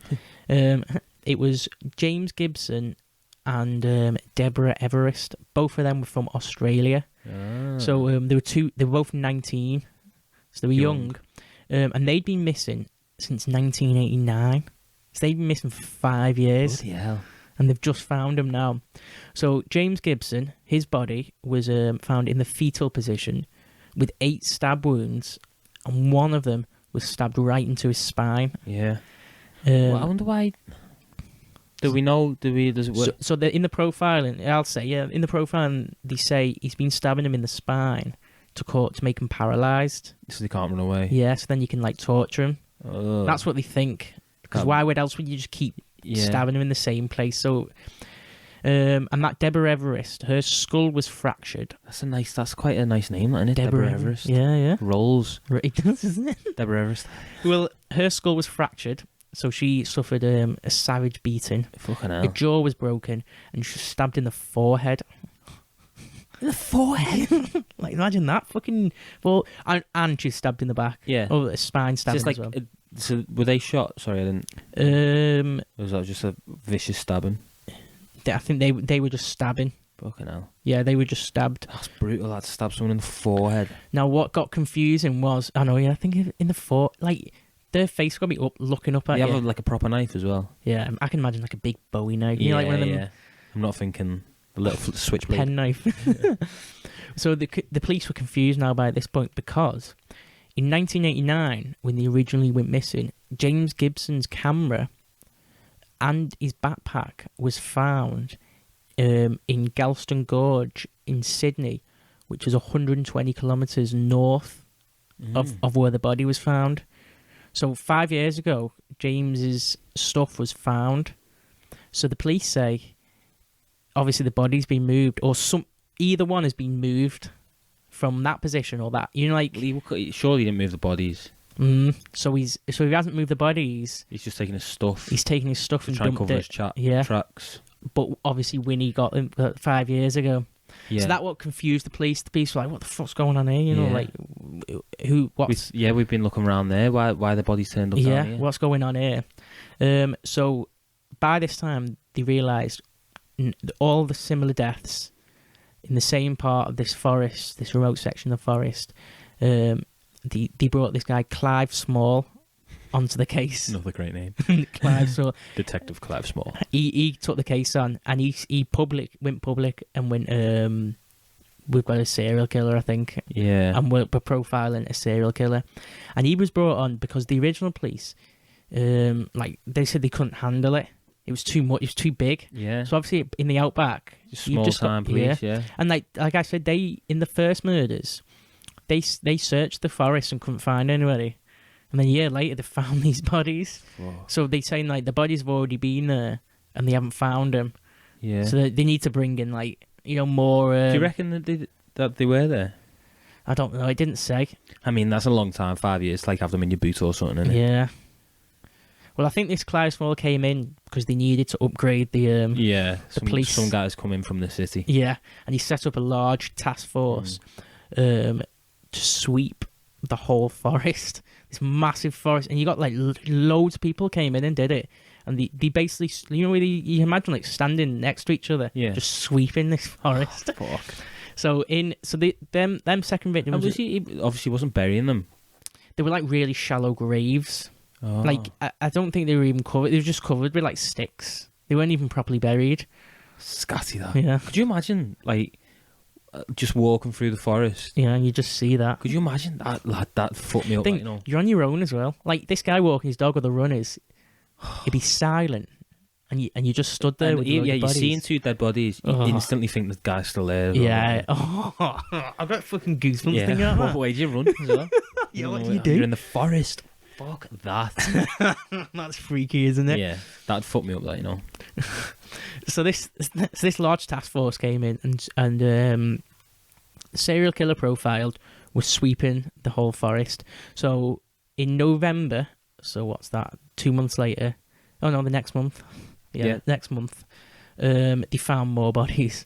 So they found Simone Schmidl, who was German. She was 20. They found the trademark spine stabbed, and 8 other stab wounds. Also, there was clothing found at the scene that wasn't hers. So they're still sweeping around. They got this new body now, and then I think, what was it? 4 days later, they find Anya Habsheed and Gabor Negabo. They're both German. Anya was 20, Gabor was 21. They were found on the 4th, so 4 days later. Now, Gabor, his clothes were the clothes that was found at Simone's grave site. So they were killed at... So obviously, whoever's killed Simone is killed. And, like... So it confirmed, you know, like... Yeah, they're all linked. All the same person. They're all linked. And they must have been around the same time, whatever, you know, for the clothes to be similar. Now, Anya and Gabor had been missing since December 26, 1991. So what's that? That's 2 years ago. Yeah. And when was the first victims found? 1992. So it was a year before the first victims were found. So these bodies were all been lying there. And this was where it was. It got a bit gory. So that Gabor found, he was strangled, and he was shot 6 times in the head. Yeah. Similar to the other one where it was like target practice. And his jeans were unzipped, but the button had been like I think the button had come off or something. Yeah. So they say he's been raped. Oh, fucking hell. Now, Anya had multiple stab wounds, but she had no head. So she was decapitated. Like, the head wasn't there? It wasn't there at the site. And they never found the head. They searched everywhere in the forest, never found the head. Fucking hell. So she must have been decapitated. Wonder who was first to go there. Which one seen which happen there? Oh, yeah. Imagine that. Yeah. You tied up and, like, these are obviously boyfriend and girlfriend. You want to see your girlfriend's head get cut off? Fucking hell. After being, like, stabbed. She's probably screaming. Yeah. Just getting stabbed in the head, and then you're just, like, looking at him. It's fucking How's he doing brutal, it? But I don't understand how he's doing it. How is he doing all these murders in that forest? What do you mean? I don't get it. How many people's that now? 2, That's, 4... Is that, yeah. There's 3 being found. 7? 3, 2, and then 2. 7? 7, yeah. 7 bodies. Yeah. All within, like... All within, like, late 80s, early 90s. Yeah, 3-4 years. Yeah. So this Clive Small, he was at public stating there's a serial killer on the loose. And he said, like, we have a good setup of the murders. We know it's like similar murders, similar victims. They're all hitchhikers and backpackers, young. Yeah. It's all in the same place. The same gun being used, this 22, whatever it was. Sexual assaults happened, and they had some tyre tracks near, not at the place, not where the body's found, but near, saying they were this similar. And what I was thinking, if the bodies have been there for years, how could they be the tyre tracks? They can't be the same tyre tracks. but there were similar ones found in the forest throughout. So he's like a regular visitor, but so I know that's a bit of a clutching at straws, that one. Yeah, But it could mean something to go up on the board. It could mean he's been coming Yeah, to the forest recently. yeah, and they like going back to see. Yeah, he's been going back and they've seen, there's these same tire tracks around. Yeah, But basically they had that profile. is it like a really remote forest? I think so, yeah. Yeah. It's well out in the middle of nowhere. Yeah. And, okay, so they had nothing to go off. They just had this. They knew that it was like that setup, what I said. But they had a list they got 320 suspects. When they went public, they had all these calls and everything. And they narrowed all the people down, like the suspects, to 320 people. Like, people who could do this, who had like previous records. People in the area, who link up with that, who could have been doing stuff. And it went out like worldwide. So it went out like all different countries seeing these suspects. Global news. Yeah. Paul Onions in the UK seen it on TV in 1993. So this is 3 years after his incident. Yeah. So he doesn't know. He's just had this weird. Basically, he was like attempted murder, wasn't it? It could have been just a robbery or something. But he's thinking, and he's gone back home.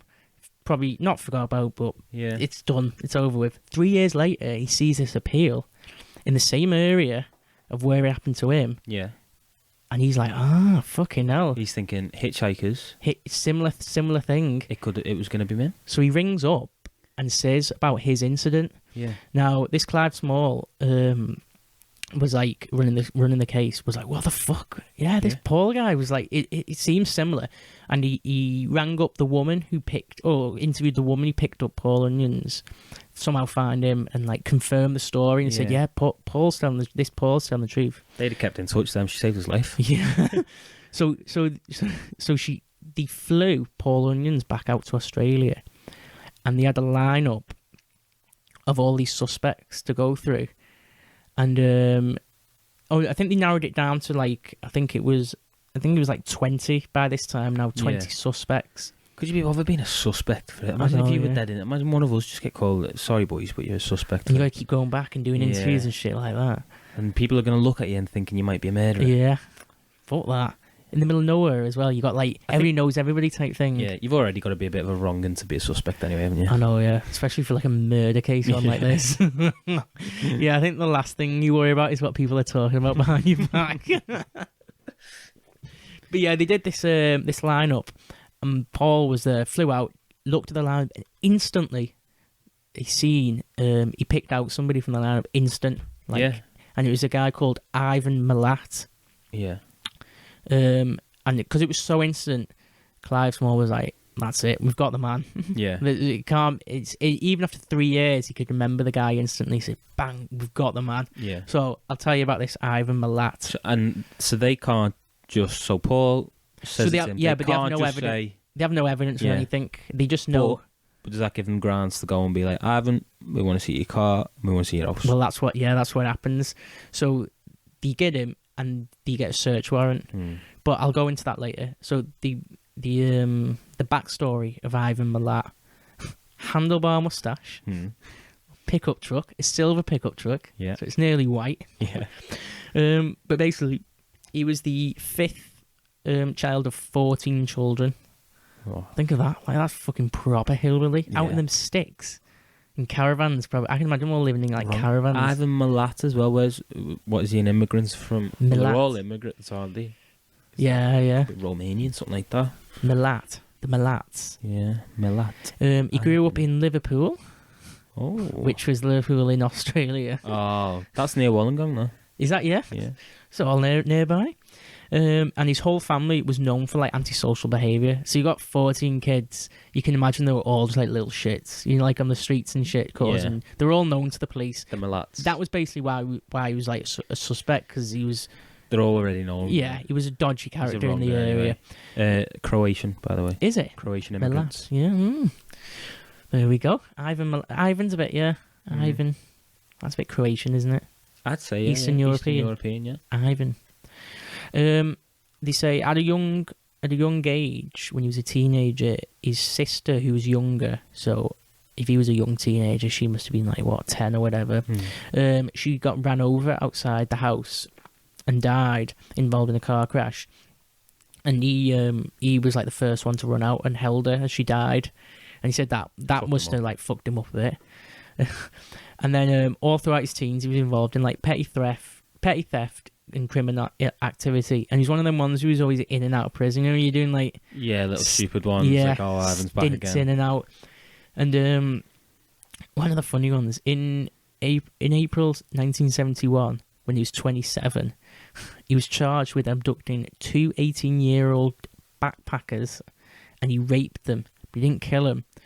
And while he was awaiting trial, he did a load of robberies with his brother. Yeah. And faked his suicide and fled to New Zealand for a year. That was while he was awaiting his trial. What the fuck? So he's fucking crazy. Yeah. But he pulled that off. And for a year, they thought he always faked his suicide and everything. And didn't get caught. And he came back after a year, and he was rearrested in 1974. So he's done 3 years there. Yeah. Faked his suicide and got off with it 3 years. But he got off with it on like technicalities when they tried to reopen the case, and they couldn't get him properly. And he How said did he fake his own suicide? Oh, I don't know. Well, that always gets me, that people, because I always mostly think of hanging as a suicide. You probably just throw the old shoes in a lake or something. Don't Yeah, and his brother was involved because he said he did a load of robberies. Yeah. So he probably got a bit of money with his brothers, and then just like fucked off. He went to New Zealand. Why did he come back? I don't know. No, he missed home, missed those Australian strikers. That's it. But yeah, he had a lawyer as well, and he said his lawyer did like really good job, surprisingly good job, and like the technicalities and everything. So they couldn't get him on the rape and abducting of 2 fucking hell backpack. But he said like if he didn't have fled and didn't do all that, he wouldn't have had it was like the time. They probably would have got him at the time. Yeah. But then over time, it's like messed up the case and whatever. But would they not think so? Would that not come up in your mind if you knew that this fucking psycho Brongan had abducted and raped 2 young hitchhikers? Yeah. And then he disappeared. Yeah. And got off with it. Faked his death. Didn't just disappear. Yeah. Faked his death. And he's come back, and you know he's back in Australia. Yeah. And he should be dead. Yeah. So he doesn't exist technically. Yeah. But you know he's back because you've rearrested him. Yeah. So you know he's in the country. Yeah. And now groups of young hitchhikers are going missing. Well, this was in 1974, so this was at least 20 years before. Yeah, but you'd still. Oh, you'd still like someone there would be able to say, yeah, this rings like someone in the police force. Yeah, should know. Who was that? Who was that lad who got off with it? Yeah, who was? He did exactly the same crazy thing. Person. Yeah, and got off with it, and then faked his death and disappeared. And now we know he's back in Australia. Yeah. Because we've arrested him, and we know he came back. He's alive. He's not dead. Yeah. And now all this stuff's happening again 20 years later. Yeah. It's probably him. Let's go and ask him. Let's go and get him. Well, they did like a psychoanalysis on the documentary I was watching, and they said like he was prone to anger, and he had that, you know, where you just like outbursts and you're just just terrible person to be around. Blind fury. Yeah, that type of person. You can imagine it, can't you? Yeah. With a handlebar mustache. Yeah. Just he looks like just punching people. Looks like an awful person. You imagine like in a bar, he's always fighting in like the pub. Yeah. The local pub. Yeah, over anything. Yeah. He's always like fucking scrapping. Yeah. And they said he loved guns. I sent you that video, didn't I? Part of the documentary where his brother had like all the guns. Was that his brother? That was his brother.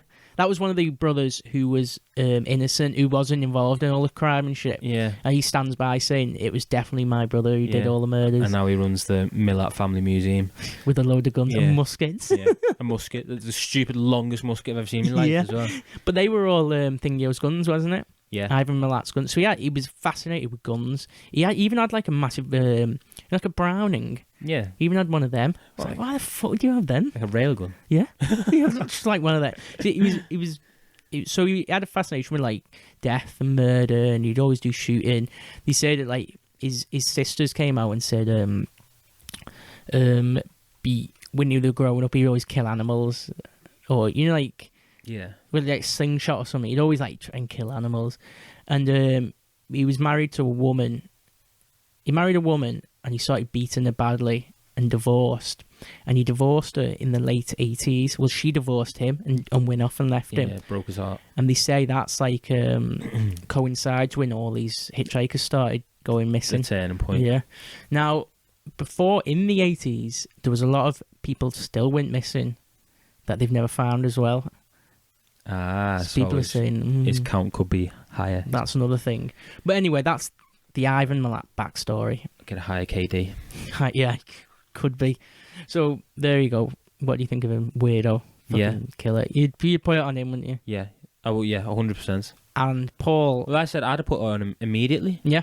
And then now you've got Paul, who instantly said, Yeah. he's the guy you tried to 100% it's him. tried to kidnap me. Yeah. I'd have had the case solved after the first hitchhikers went missing. Yeah, If I'd been in the police force, if I was like a seasoned detective, Yeah. I was like, I've been around here for 30 years. We don't need this Clive I'm Small. experienced. Put me in charge. Yeah. And then let me have a look. Right. Young hitchhikers are going missing. Hang on.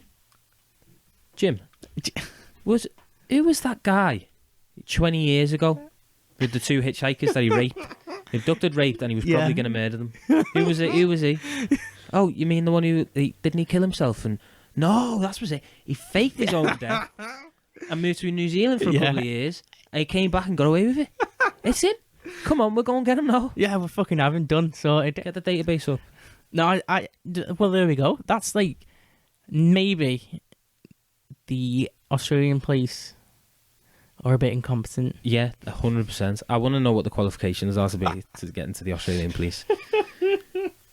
Thing is though, we're on about solving murders, but preventing it's still hard. Yeah. Like you can't really stop somebody from. Just tell people to stop hitchhiking, please. Yeah. Please.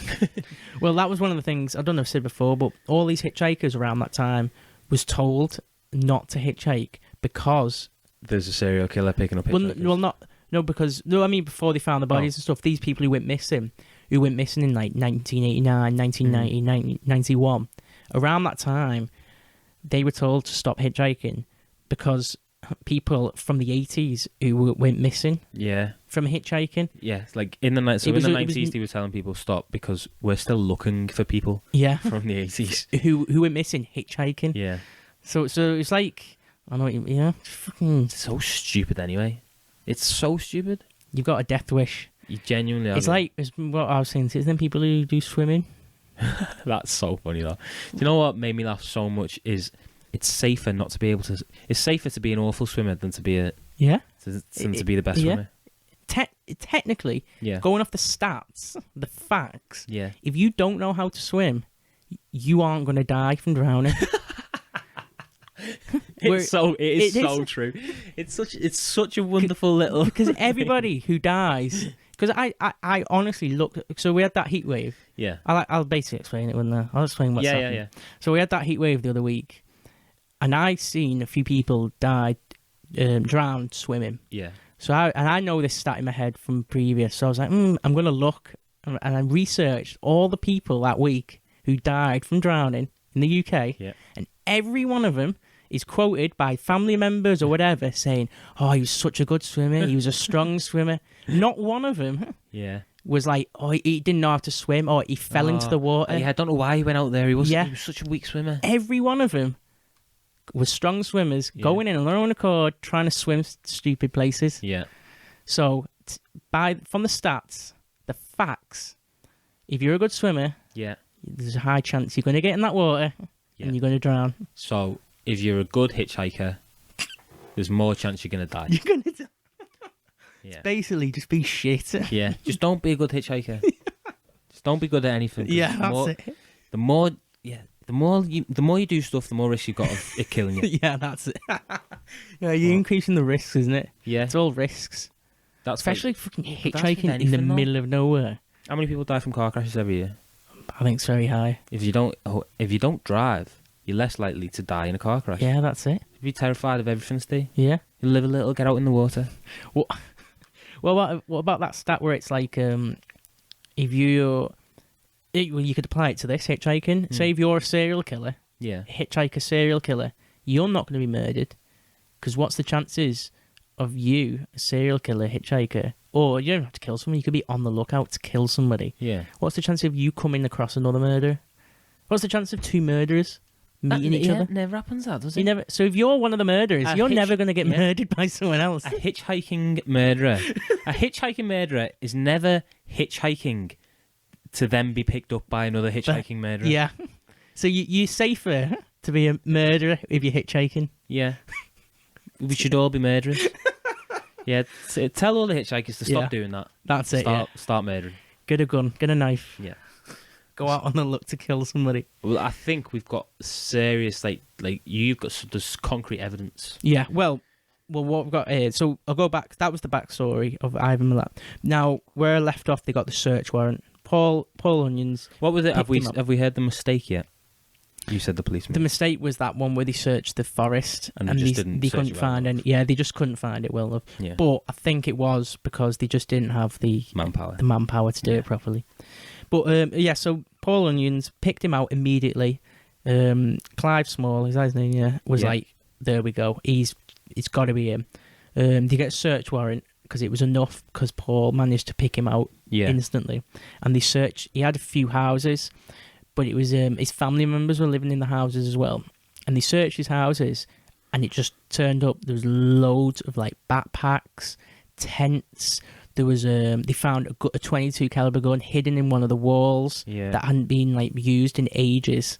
It was like, being covered up in a wall that's been covered up from like a few years ago. Like all dusty and stuff. And they found like all the backpacks and tents like from the hitchhikers. From the hitchhikers and other people's that they didn't know. They haven't found. Yeah, and they could have been his, but they're saying.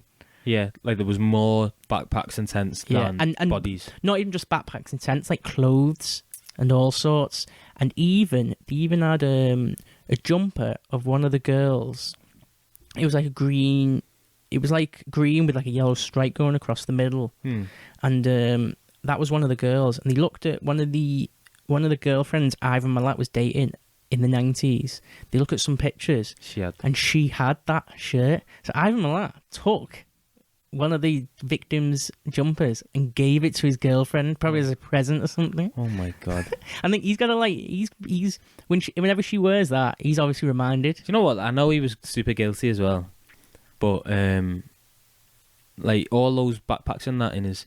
Imagine if you go camping with your mates. Yeah. Like, I think we're all planning on trying to get out somewhere. I don't know. Oh, get out in your car. It's the easiest. And imagine if like you're packing up and it's like, oh boys, I'll take everyone's bags and that, just throw them all in mine. Yeah. Or I'll take all the tents in the back of my car. Yeah. And then you're driving along the road in the middle of Wales and you get pulled over. Your exhaust is hanging off. Yeah. You get pulled over. Gotta check your exhaust. Hello mate, are you okay? Where have you been? Oh, I've been camping. Oh yeah. You just open your boot for me. And you've got like 14 tents or something. Yeah, what do you say? You've got like 6 tents and 6 backpacks. Oh, have you? What you camping with? Yeah, there's no. Maybe it was just a hoarding them for his whole family. You reckon? Yeah. 14 of them still. I've still got a bit of blood in my boot from the day. Oh. I've tried to clean it off because it's dried. I've tried to. And Blood's tough to get. It is. You can't let it dry. That's I know. the Yeah. issue. I didn't know how tough blood is to get out. We're serial killers to do a good job if you get rid of all the blood. Yeah, you have to rip out So if like Pulp Fiction, go to Harvey Keitel. Yeah, and if someone stops my car and looks in, see like bits of blood in the boot. Oh. A bit They're going to of ask questions. Yeah. And they're probably not going to believe your answers It straight did. away. Yeah. How would you even get out of that? Just show them the pictures. Yeah, I would, wouldn't I? Yeah. Anyway. Yeah, on that note. Yeah, so. So they searched his house. They found a treasure trove of Evidence. And they said, yeah, it's you. They took him to trial, and a funny thing happened in the trial was like, because he was prone to anger and outbursts, he wasn't cool-headed. Oh. And also this Paul Onions, he became a bit of a celebrity in the trial. He had cool pictures taken of him, and like people were interviewing him, and he was like a bit of a. Does he look cool or does he look like a Paul Onions? I think he looks like a Paul Onions. But there's one picture I seen where he's like walking out of the trial, and he's got like sunglasses on, And Oh, like, yeah. He's like the Don, just fucking... Oh, that's cool as fuck. Look at that, yeah. The curtains.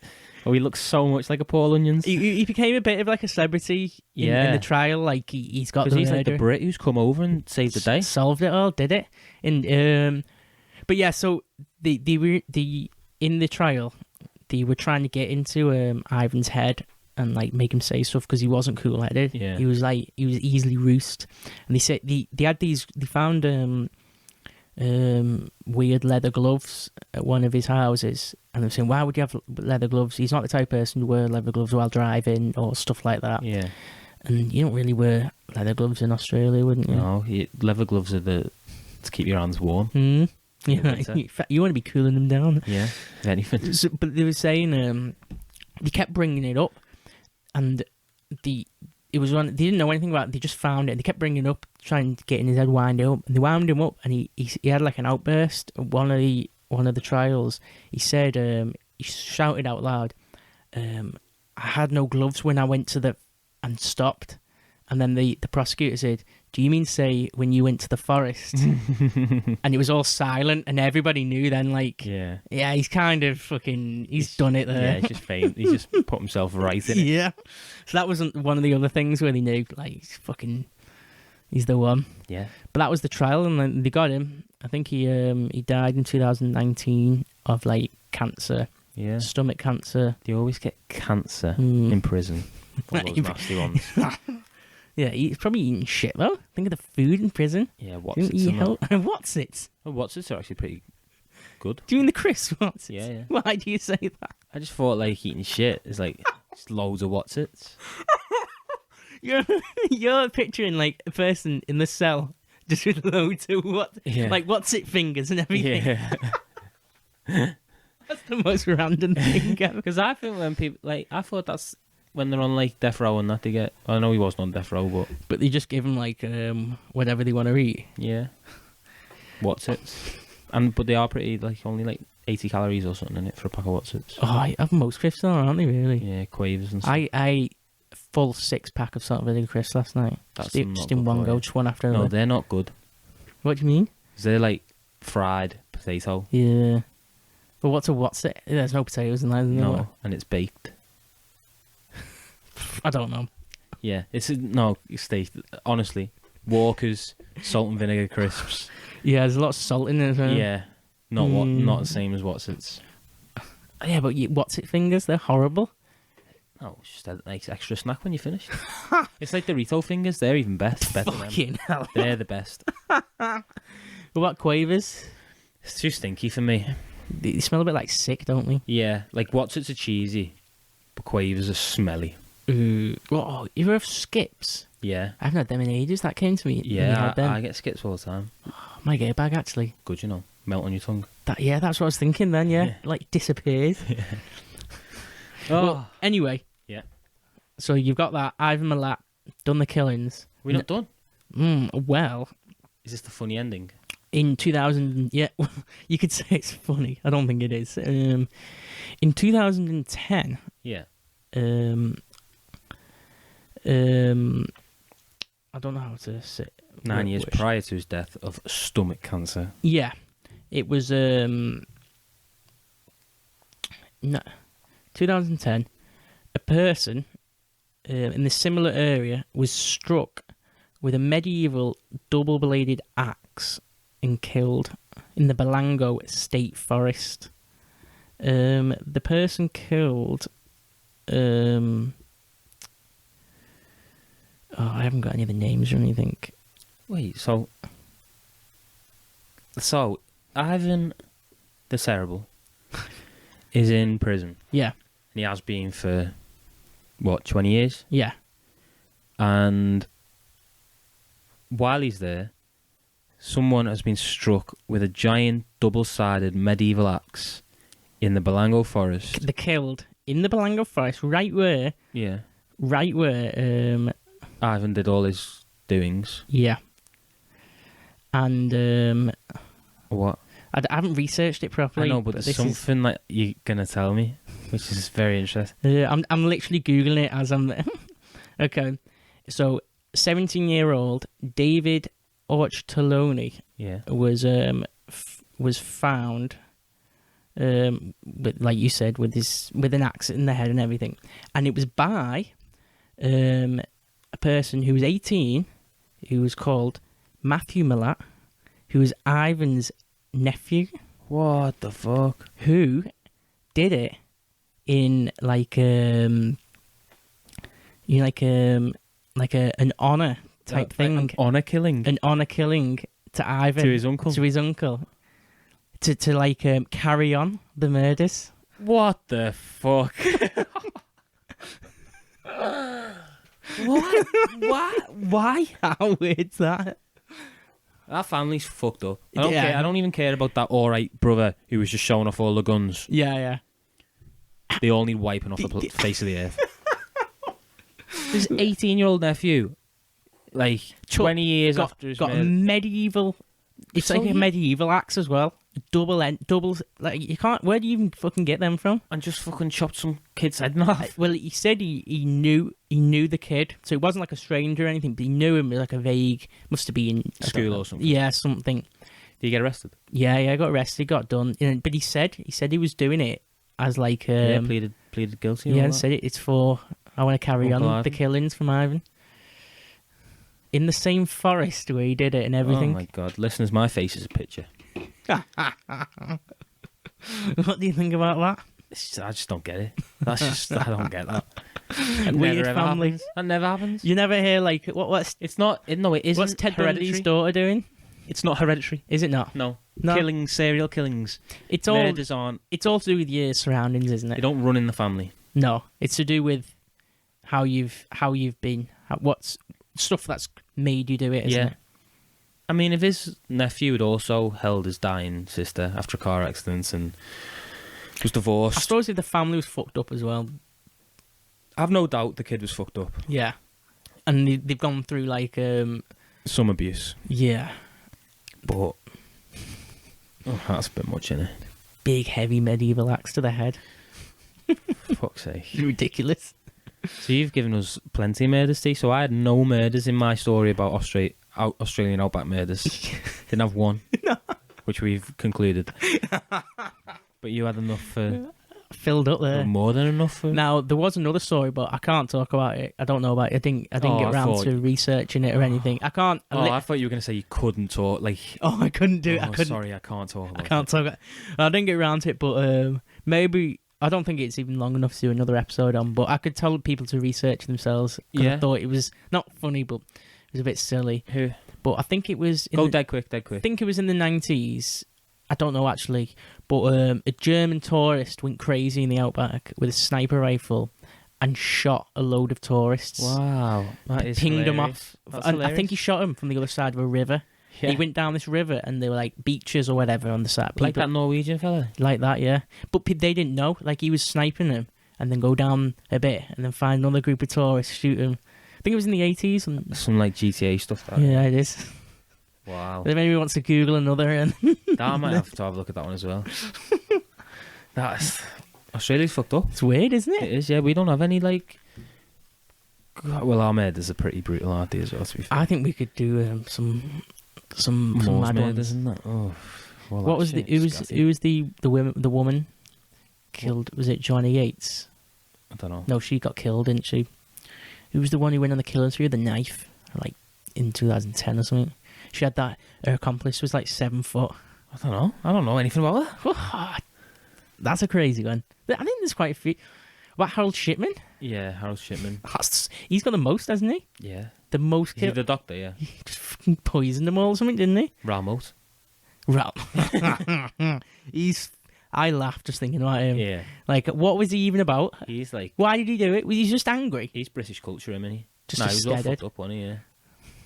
Just a fucking. I could just imagine drinking like Foster's. Because no, Paul Gascoigne went to meet him and stuff. Didn't he to calm him down? Yeah. They were like fishing buddies or something. Yeah, that's silly. That.